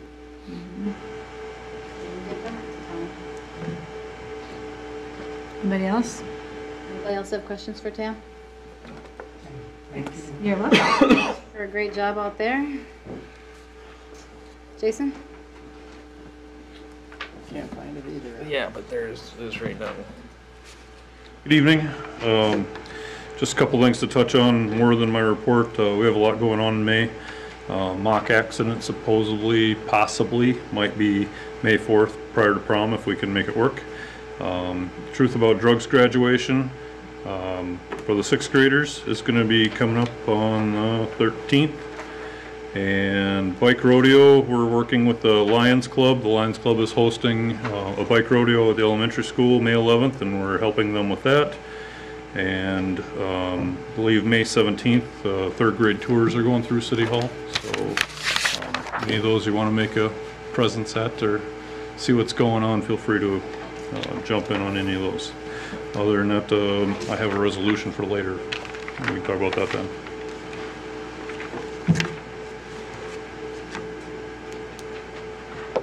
Any questions for Jason? Did the sirens work well on our first test in April? They did. They did out by me.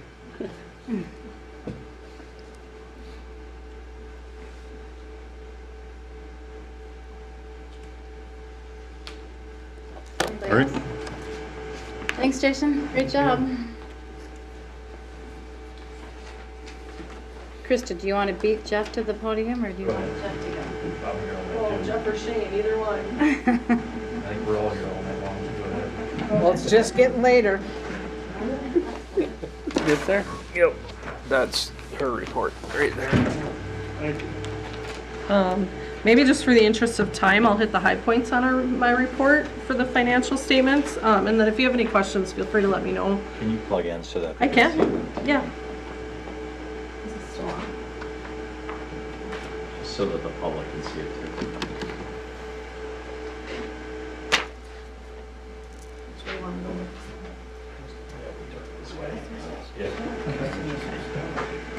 I turned it off. And then maybe we'll clear it all. So as far as general fund revenues go, so far year to date, we've collected about 98,000. 80% of our general fund revenues come in twice a year. Between intergovernmental revenues and taxes. So we'll see a jump in that in probably about June and then again in November. So nothing to be concerned about from that perspective at this point. Kind of high level general fund, all of our expenditure categories are right in line with budget. We're through March 31st, we're 25% of the way through the year. We've spent about 25% of our expenses. So we're managing our budget well, and I'll talk a little bit more at the end about inflation, but there is that concern that we're all aware of with inflation and increased prices. So we'll touch on that a little bit at the end, quick.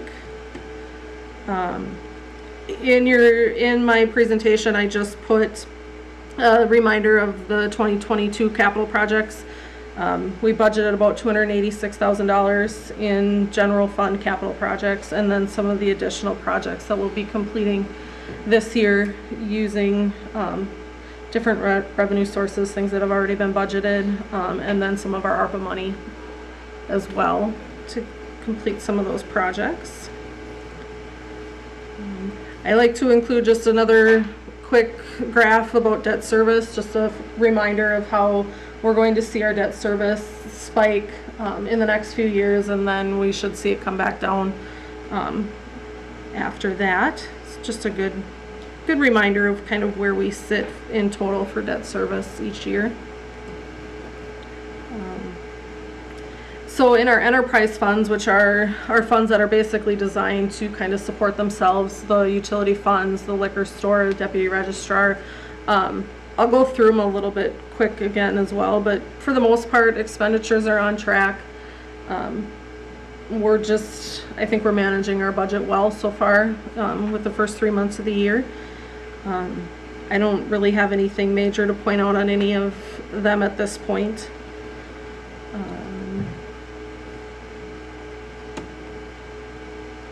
We're a little bit ahead of budget in the deputy registrar fund, which is all of our motor vehicle and driver's license business, which is a good thing. At the end of the year, we transfer the profits from that fund into the general fund to help support general operations. At this point, we're budgeting almost $66,000, so as long as we stay ahead of budget, we may have some wiggle room to do a little bit more there. We've kind of gotten past our busiest part of the year. January, February, March is usually really busy with a lot of activity on the motor vehicle side. So things are kind of slowing down now. Wait times aren't as long as they were maybe the first few months of the year. We're also waiting to hear more on some potential legislation that would increase our service fee. So right now the city gets to keep a portion of each transaction. There's legislation that could potentially almost double that. So we're kind of waiting to see how that shakes out. Double the fee or double what we get from the fee? Double the fee because we keep the whole fee. So most transactions is like $7 or $11. Driver's license, we keep $8. So then I think they're looking at potentially almost doubling it. I don't know exact figures, but that's what I've heard so far. Obviously, that will likely change before we get final numbers. Public Housing Fund, same story here. Everything's on track. We did increase the Orchard Lane rent $100 a month. We're budgeting about $10,000 increase in fund balance for the end of the year. Oh, I lied. We're budgeting $35,000. I have to look at the right column. That money will be held in that fund just for future maintenance needs at Orchard Lane as those townhomes continue to age and have additional maintenance.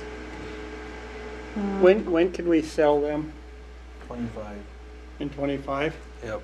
We can retire the bonds in 25, yes. Yep. Tam already touched on the liquor store, so I won't go over much there. She already hit the high points there.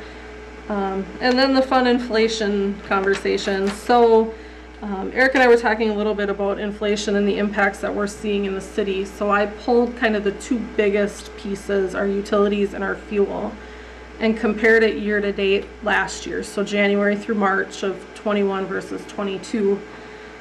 We've seen a 32% increase in our utilities and a 40% increase in our fuel costs. There is some wiggle room in there with fuel. How many times did Shane have to go move snow? Unfortunately, I couldn't pull past gallons for last year to compare gallons this year to last year and see how that compared. But from a strictly expenditure standpoint, we're 40% higher. And then I thought it was interesting to include a graph of monthly inflation in the United States over the last year. We've gone from 1.7% in February of last year to over 7% this year. And I just looked today and March was over 8% inflation. So we're seeing some really big numbers. It's the biggest increase in inflation since, I believe, 1981.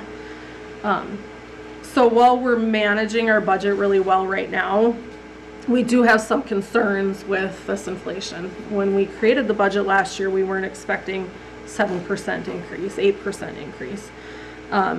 So I've asked the department heads, and I'll ask the council as well, if you have ideas for cost saving measures in the city. We're open for ideas, thinking outside the box, where we might be able to save money. Looking, and we'll talk a little bit more about the budget schedule with the resolution in a little bit, but looking into next year, we already know that our debt service isn't going to increase about $180,000. We have this inflation. We also have the union contract that expires at the end of this year. So we may see some changes and some increases in personnel costs with that as well. So we have some pretty considerable expenditure changes coming in 2023 that we're kind of working through now to come up with ideas on ways we can maybe get ahead of that or plan for it better for next year. So definitely open to suggestions. If you want to throw anything at me, we can look into it, pull numbers, analyze anything. So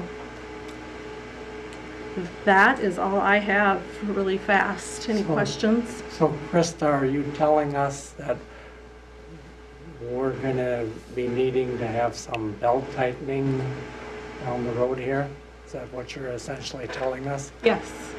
Yeah, I think if inflation continues to increase as much as it has been, in addition to our increased debt service and the potential increase for personnel costs with the union contracts, yeah, we do really need to continue to find ways to save money within the city. We already run pretty lean the way it is, so we're really going to have to, I think, get creative.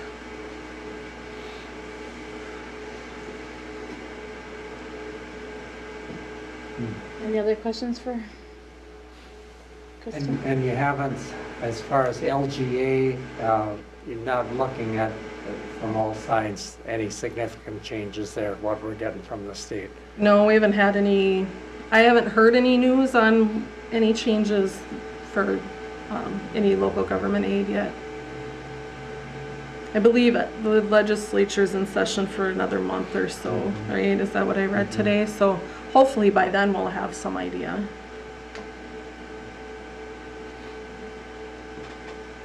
Anything else?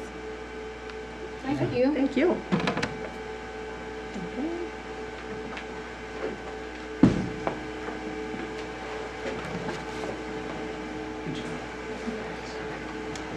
I can answer whatever questions you have off from the sheet I sent in also, but the top thing I'd like to talk about just a little bit is the work that's going on within the city on housing. So it's I'll just say it this way, it's complicated. With the prices of everything, we've talked about inflation, we've talked about building supplies. It's going to take it's going to take a lot of people pulling together different groups, development companies, the city, whatever funds that we can get just to get any kind of new housing going. So it is, dealing with Minnesota housing isn't real easy. So right now I'm dealing with Southwest Development out of Slayton. So they're going to be dealing with Minnesota housing for me, so somebody can understand what's going on. And they do it for us. They might be able to have some ideas. They might even be able to apply for some grants. We're going to have them in at the EDA meeting this coming Wednesday, not this Wednesday, but the following Wednesday, just to give us some ideas. So Eric and I have been working a lot on that, on what we'd be able to do. It's being creative is what we have to do, just to be able to get the new housing that we need here in town. Because right now, if you wanted to move here to town, whether rent or buy, you'd have a hard time finding anything right now. And we can't continue in that direction, because we lose houses. And there's houses that don't get kept up to standards, so they have to be torn down eventually, and then there's another house that's gone. So again, with the burgers, bands, and brews, that's with that Tam's working hard on, just helping out with that. With the movie nights, both of those, just the only thing I want to bring up with them is, and this is what we tried to do, is get people to town. And I think that's what we're doing better than anything else right now. We're bringing people into town for big events. And you'd be surprised with the number of businesses that we have here in town that are giving to to the right situation. And as long as you ask for the money, they're paying for things like that for the kids and for the, you know, for the sponsor for the Tracy Community Foundation too. So there's some very giving people here in the city of Tracy. Should we be recognizing these people? Or They will be. Yep, I'm keeping track, and George, one of the things that Eric and I have had, he's sick and tired of me coming into his office. I don't know how far to go. You know, you want to get 10, I send out emails to 10, you know, and you get back from those 10 whether they can do something or not, and then you get money. So, okay, now do I go to the next 10 or do I go to another 50? Because we have 110 or so businesses here in town, but you don't want to get it all for one event. You also don't want to go to the well too often either. So it's kind of a tricky little thing, or I'm always into him, I'm back and forth. I should go more, get more. Oh no, I better not get more. What do you think? And then I don't listen to him anyway, and then I just need somebody to bounce it off of. So it's actually been, I can tell you, very rewarding to see the things that we put together and the amount of people that we're going to be able to bring to town. Pool's going to be opening up pretty soon. We've got some things we got to do out there. There's a lot of events going on. Is there any questions I can answer for you so I don't keep you here all night? Go ahead, Seth. Jeff, are you still working on or hopeful that we might get another housing start in Broad Acres there? Yeah, I am very, very hopeful for that, yes. It's the point of we have to sell one half of one, or at least facilitate that, to be able to get them to build another one, you know, another full one. But at the same time, the group that has been doing that has stuck their neck out there a couple times for us. So, but we've also done well for them also. Yeah. But it's something I'm going to put into a little, for the next EDA meeting, I'm going to put it in there on by just building the $1.2 million worth of buildings out there, housing out there, what that eventually, after tax abatements are done, what that's going to bring to the city in a year-to-year basis. It's huge. Absolutely. Yeah. A nice addition to the community. And it is, and I agree. Hope we can keep going on that. Regarding, you had the item working on co-working space. I assume you're talking about Yes. up above the Yep. PMC. We're just waiting right now. Ultimately, do you hope to be able to rent some of that space out for office? Rent some of it, or put some of it into any kind of community meetings that might need to take place. The CEO program that's listed here, there might be a chance that we'd have some classroom space for them occasionally. And if we can get the right amount of money from what we've been asking for, that would be a setup up there that would be, you know, you'd be looking at there, in a lot of cities this size would have something like that.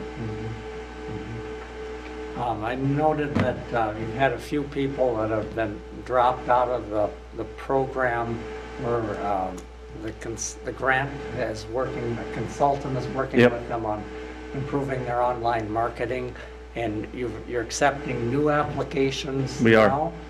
As we've had ones drop out, Eric and I put together what we thought we could handle, and there was a certain amount of money we could use, so we were going to split that up, you know, the number of hours that we had, and now that as we've lost a few of them out of there that didn't show interest or whatever from when they were initially, then we've added some people on that too.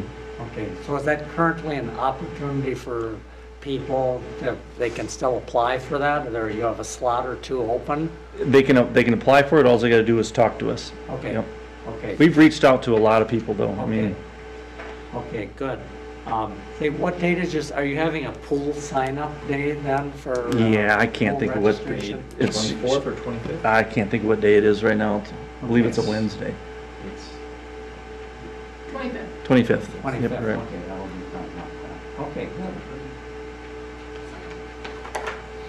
So all kinds of things going on.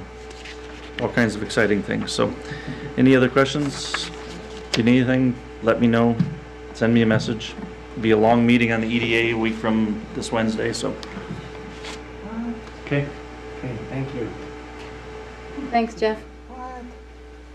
Shane? Well,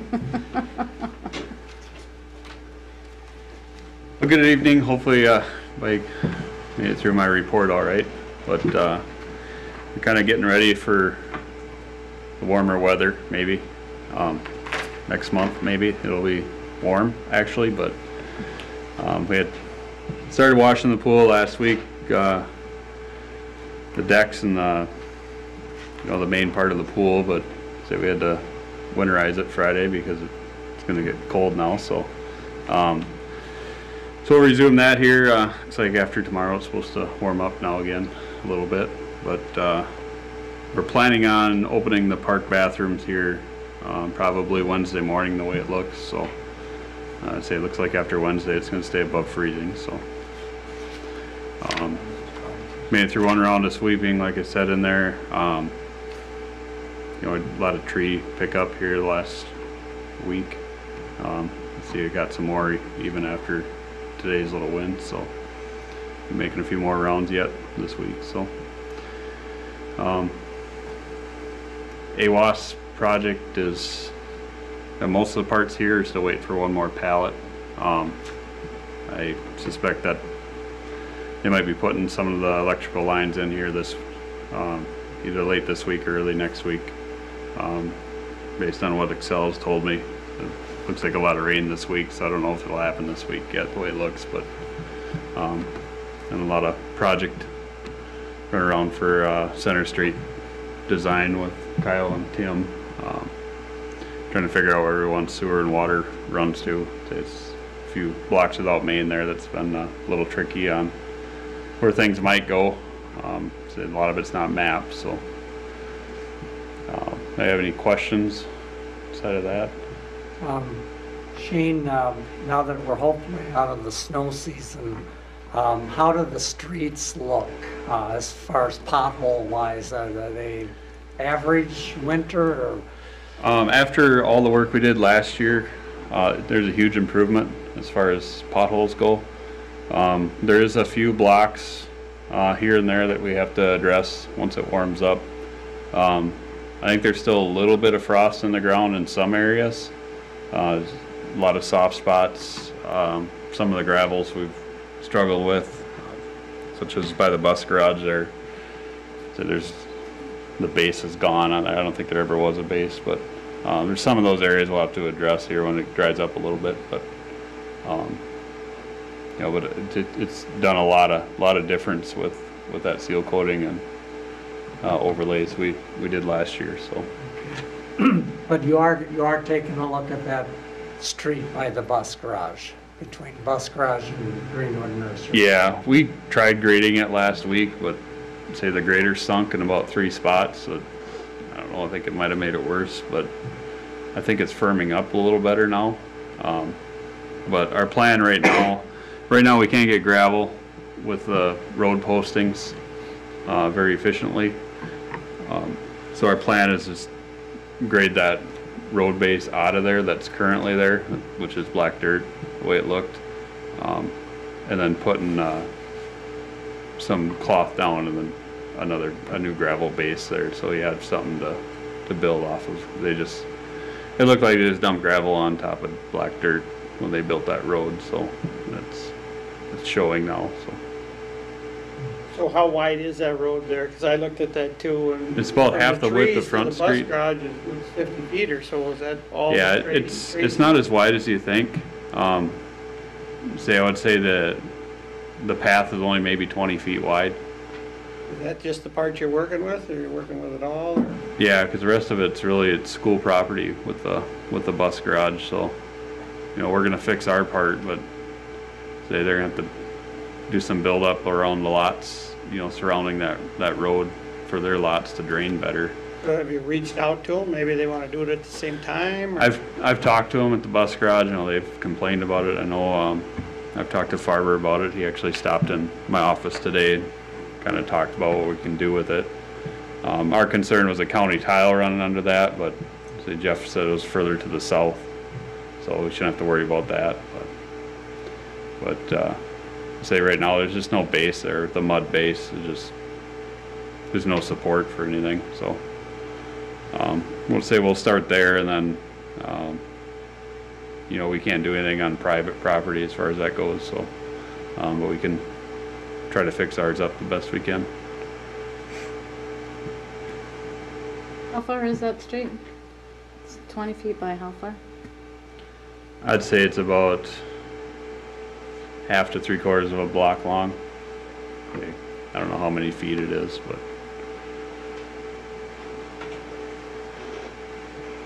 it continues. The right-of-way continues all the way. I think it's actually even past the Greenwood Park, but say a lot of that area is just grass, so it's kind of future expansion. But say a lot of it we just mow. I'd say it's not real wide, but it's long. Did you ever think about putting crushed concrete in there instead of gravel all the time? I would, but then it limits us. You can't grade crush rock, crush granite, and it is terrible on snow blowers. Yeah, but once it gets plowed in, it's not. Well, they did that at the bus garage, and they know they had the same water holes they have now. So, I mean, there's benefits to that, but the top surface still needs to have gravel, you know, for gradability. I guess, not that it works for in town, but at the farm there, we went down about a foot, put in the crushed concrete, and then laid about 6 inches of gravel on top, and that made a decent spot. Yeah, it works good as a base, but not a top surface. Right. Well, you're looking for some solutions out there on that street anyway. Okay, good. Very good. How about, in your report, you mentioned some roof damage at the airport? Yeah. Was that on the main building or? The 8-unit T hangar. Oh. So closest to the road there. So are we gonna have to do more work there? I looked at the structure of that. It's almost impossible to re-tin it because everything's actually through bolted, which is not a very good design.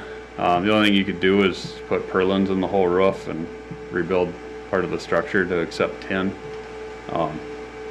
So it's a little bit tough, but kind of band-aided it for now. But we're gonna have to do a little more work on it here when the wind ever stops blowing. But any other city buildings that had roof damage from our windy weekend? I know there's structures around town that have them, but as far as city buildings, I haven't seen anything or heard of anything, so.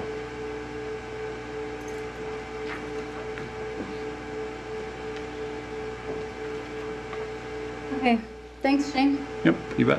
Thank you, Shane.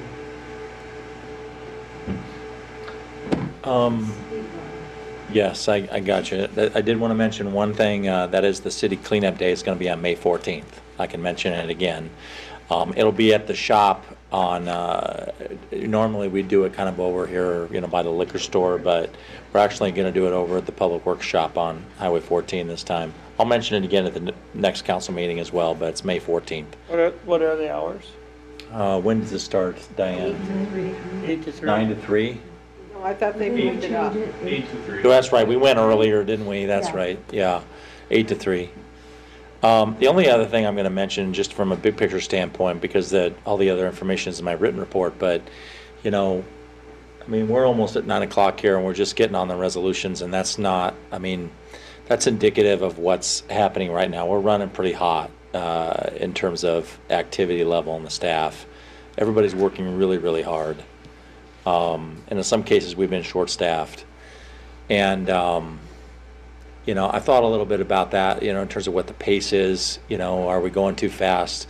Because this is going to be a, just so you all know, there's a lot going on right now, and it's going to get even more, you know, here in the month of May when we start thinking about the budget and finishing up the street project and everything else. It's just something I'm going to have to watch.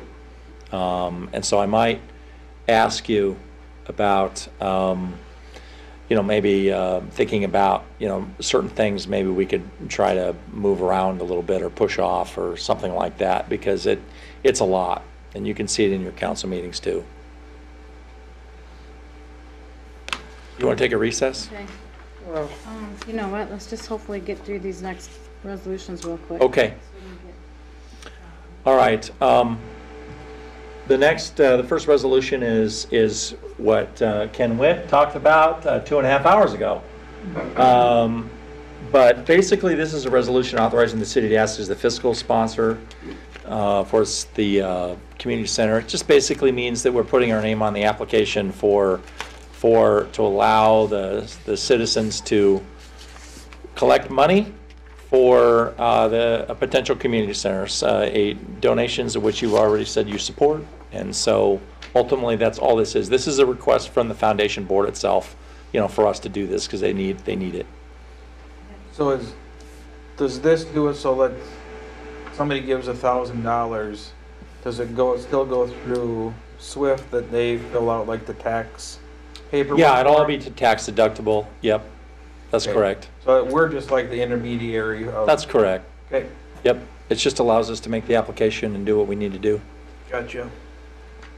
And the checks are to be made out to the Initiative Foundation? Yes. Yes. No. Oh, Tracy Area Community Foundation? Tracy Area Community Center. Okay, my fault. Who's it made to? Tracy Area Community Foundation. No, Tracy Area Community Center. It has to be. Those check. Well, No, it has to be made out to the Area Community Foundation. The Tracy Area Community Center does not exist. It will be a project fund, but it will go into the right project fund. I promise you that. But it will have to be made out to the foundation. It can't be made out to the community center. The foundation has to cash. That's correct. And then That's put the funds that's into correct. the correct. That's correct. That's Yeah, correct. And people can note on their check where they want the money. Yes. Yeah. Yes. Yes. Okay. I'll make that. Resolution number 2022-45. Ron, did you want some water? Ron, do you want water? Anybody else want water? I'll second that motion. First and second, any further discussion? Roll call, please. Jones. Aye.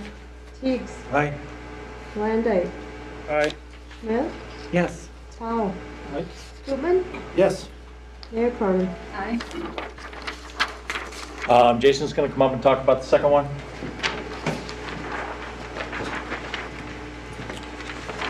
It's finally time for the 2017 squad to go down the road. The resolution basically states that we'll start decommissioning it this week and we'll trailer it up to Minneapolis. There's an auction house that's just a couple miles away from where the installer that we use that sets up the new car that'll be taking all the equipment out of the old car. It's just right down the road. He can just take it from his shop, take it to the auction house. Done with it. We don't have to cart it back here. This resolution says it's past its prime. And Jason, is that the same site where we sold the police car last year? We had an extra vehicle? No, that was on a online bidding site. Okay. This is the actual car auction Okay. public site. And you feel like this is the best way to go then? Yeah. Taking it to the auction? It's the best, most cost efficient way for us, yes. So people are there just to buy vehicles, so. You should have done this before. Makes sense.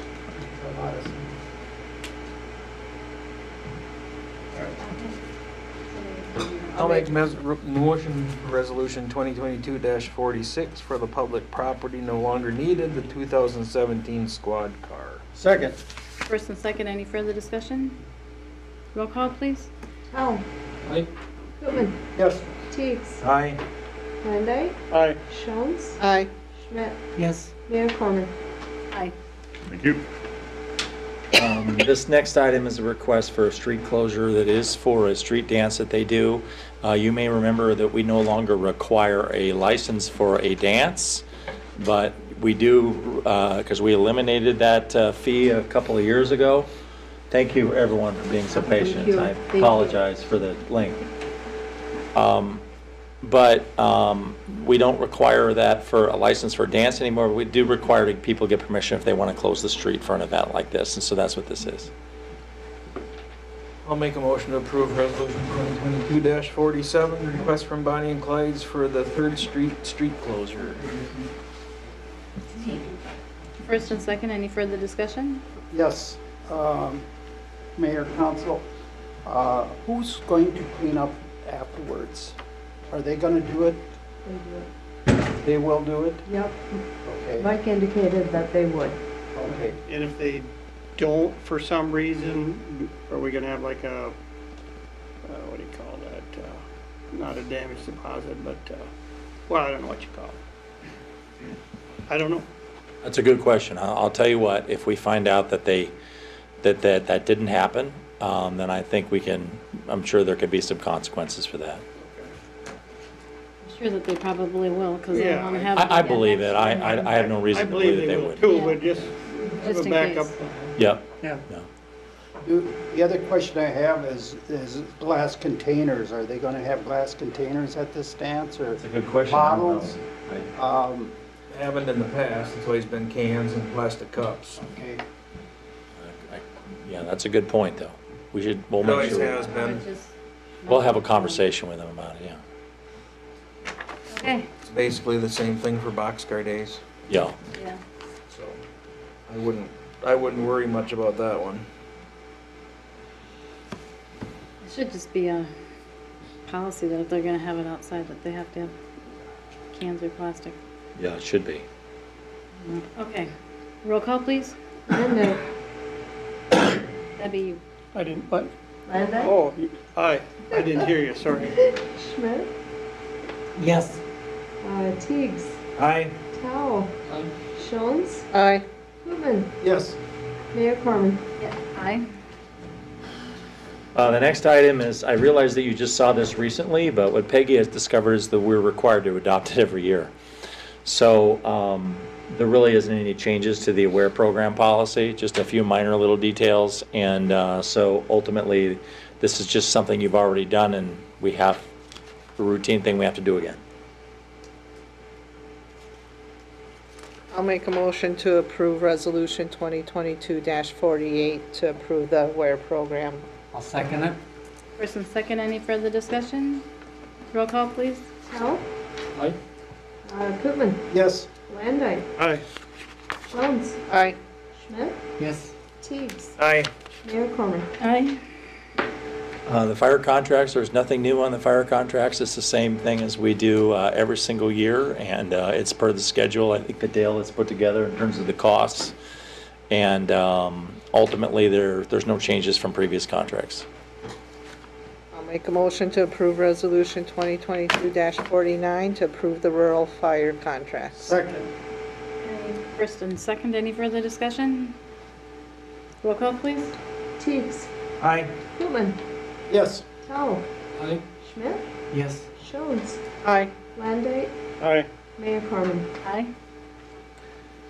Okay, this next item is something that we discussed a couple of weeks ago that you asked me to bring back. And so per your request, I spoke to each one of you, and amazingly, all 7 of you had 7 different opinions.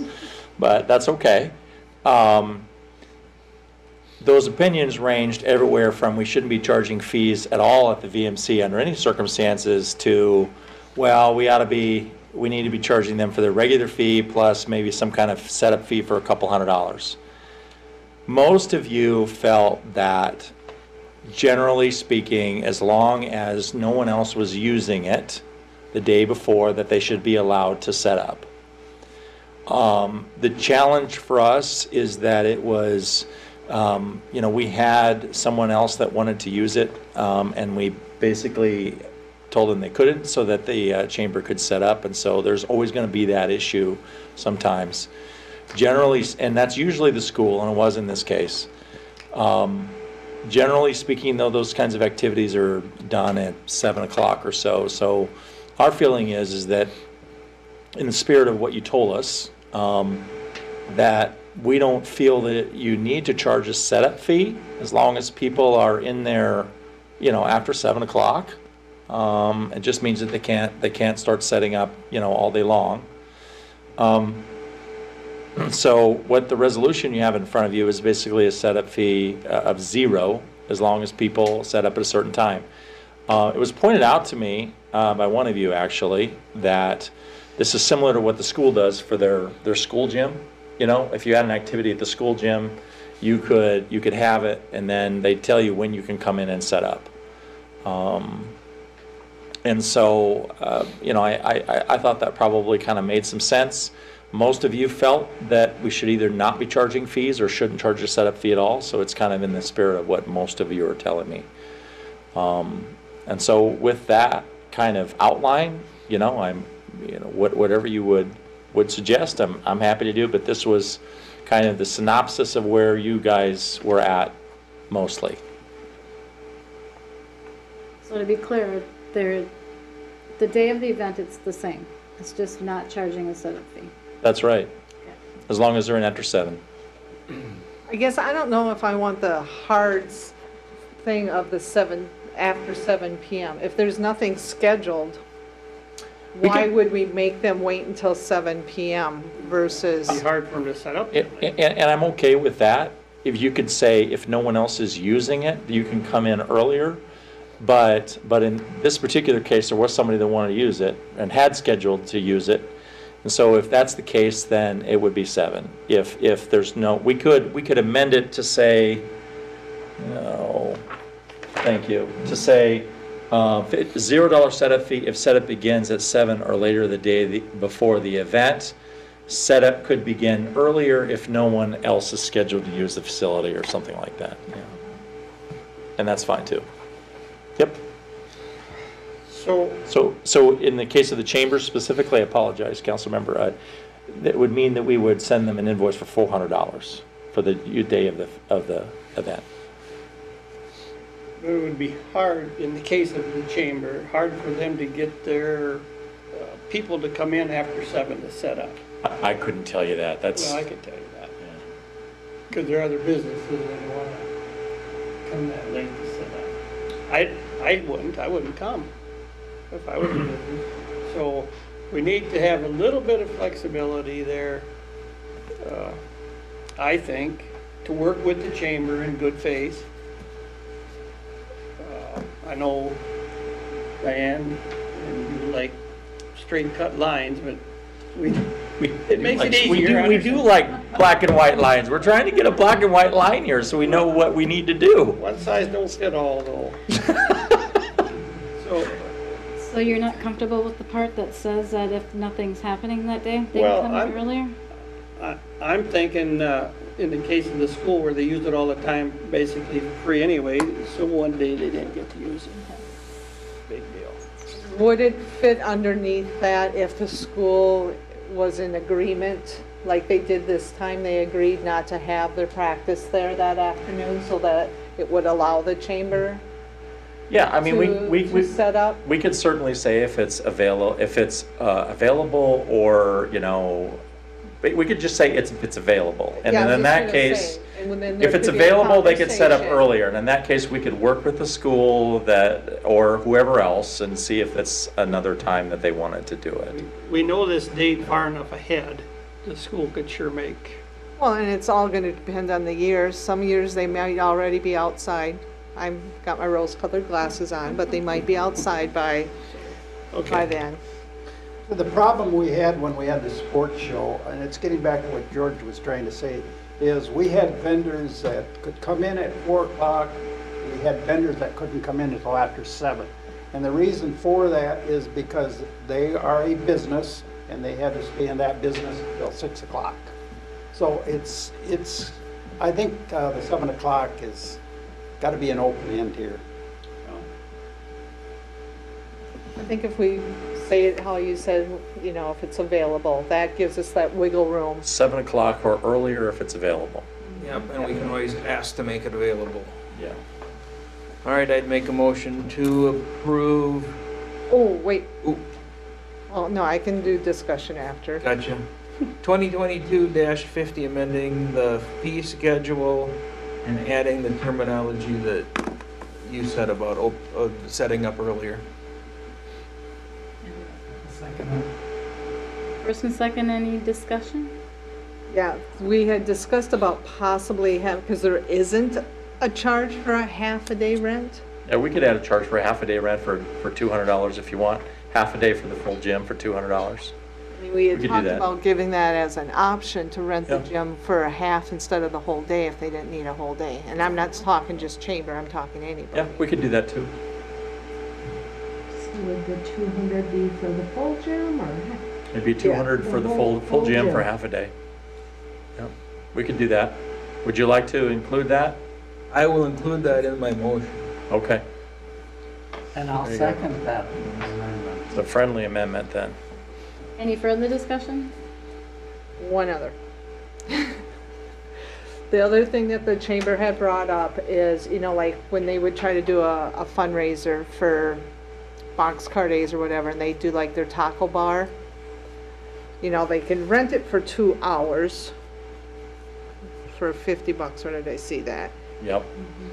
But it might take a little longer for them with cleanup and stuff like that. How hard are we on that 2 hours? We're not gonna be that a pain, and we're not gonna like sit there with a stopwatch if that's what you're asking. I mean, No. it's not like they're gonna come and do. We're not gonna time people. Okay.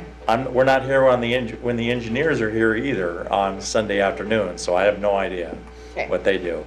We just I take just them at know their that honor. That was one of the other. At their word. Other concerns, so I just Yeah. want to make sure they feel like we addressed all their concerns. Yeah, I think we're addressing their concerns. I mean, I think that what's happening is that, you know, the decision's kind of been made that we're gonna be a little more stringent on charging people fees, and that's, you know, anytime you change that, you know, that's gonna ruffle feathers a little bit. So I appreciate you all being flexible on that, and we're happy to do whatever you wish. I'm done then. Alrighty, roll call please. No. Jones. Aye. Teigs. Aye. Koopman. No, Landite. No. Schmidt. Yes. And Mayor Corman. Aye. Okay, the last item before we all fall asleep is the budget schedule. I'll make a motion that we approve resolution 2022-51. Well, everyone should have read it in their packet. It was all nicely laid out. It's the same schedule as last year, it hasn't changed. First I and mean- second, any further discussion? Alright, roll call please. Koopman. yes. Teigs. Aye. Landite. Aye. Jones. Aye. Powell. Good one, Jerry. She laid it out very nicely She in our did. packet. Aye. Motion to adjourn. Second. All those in favor? Aye. Opposed? Motion carried.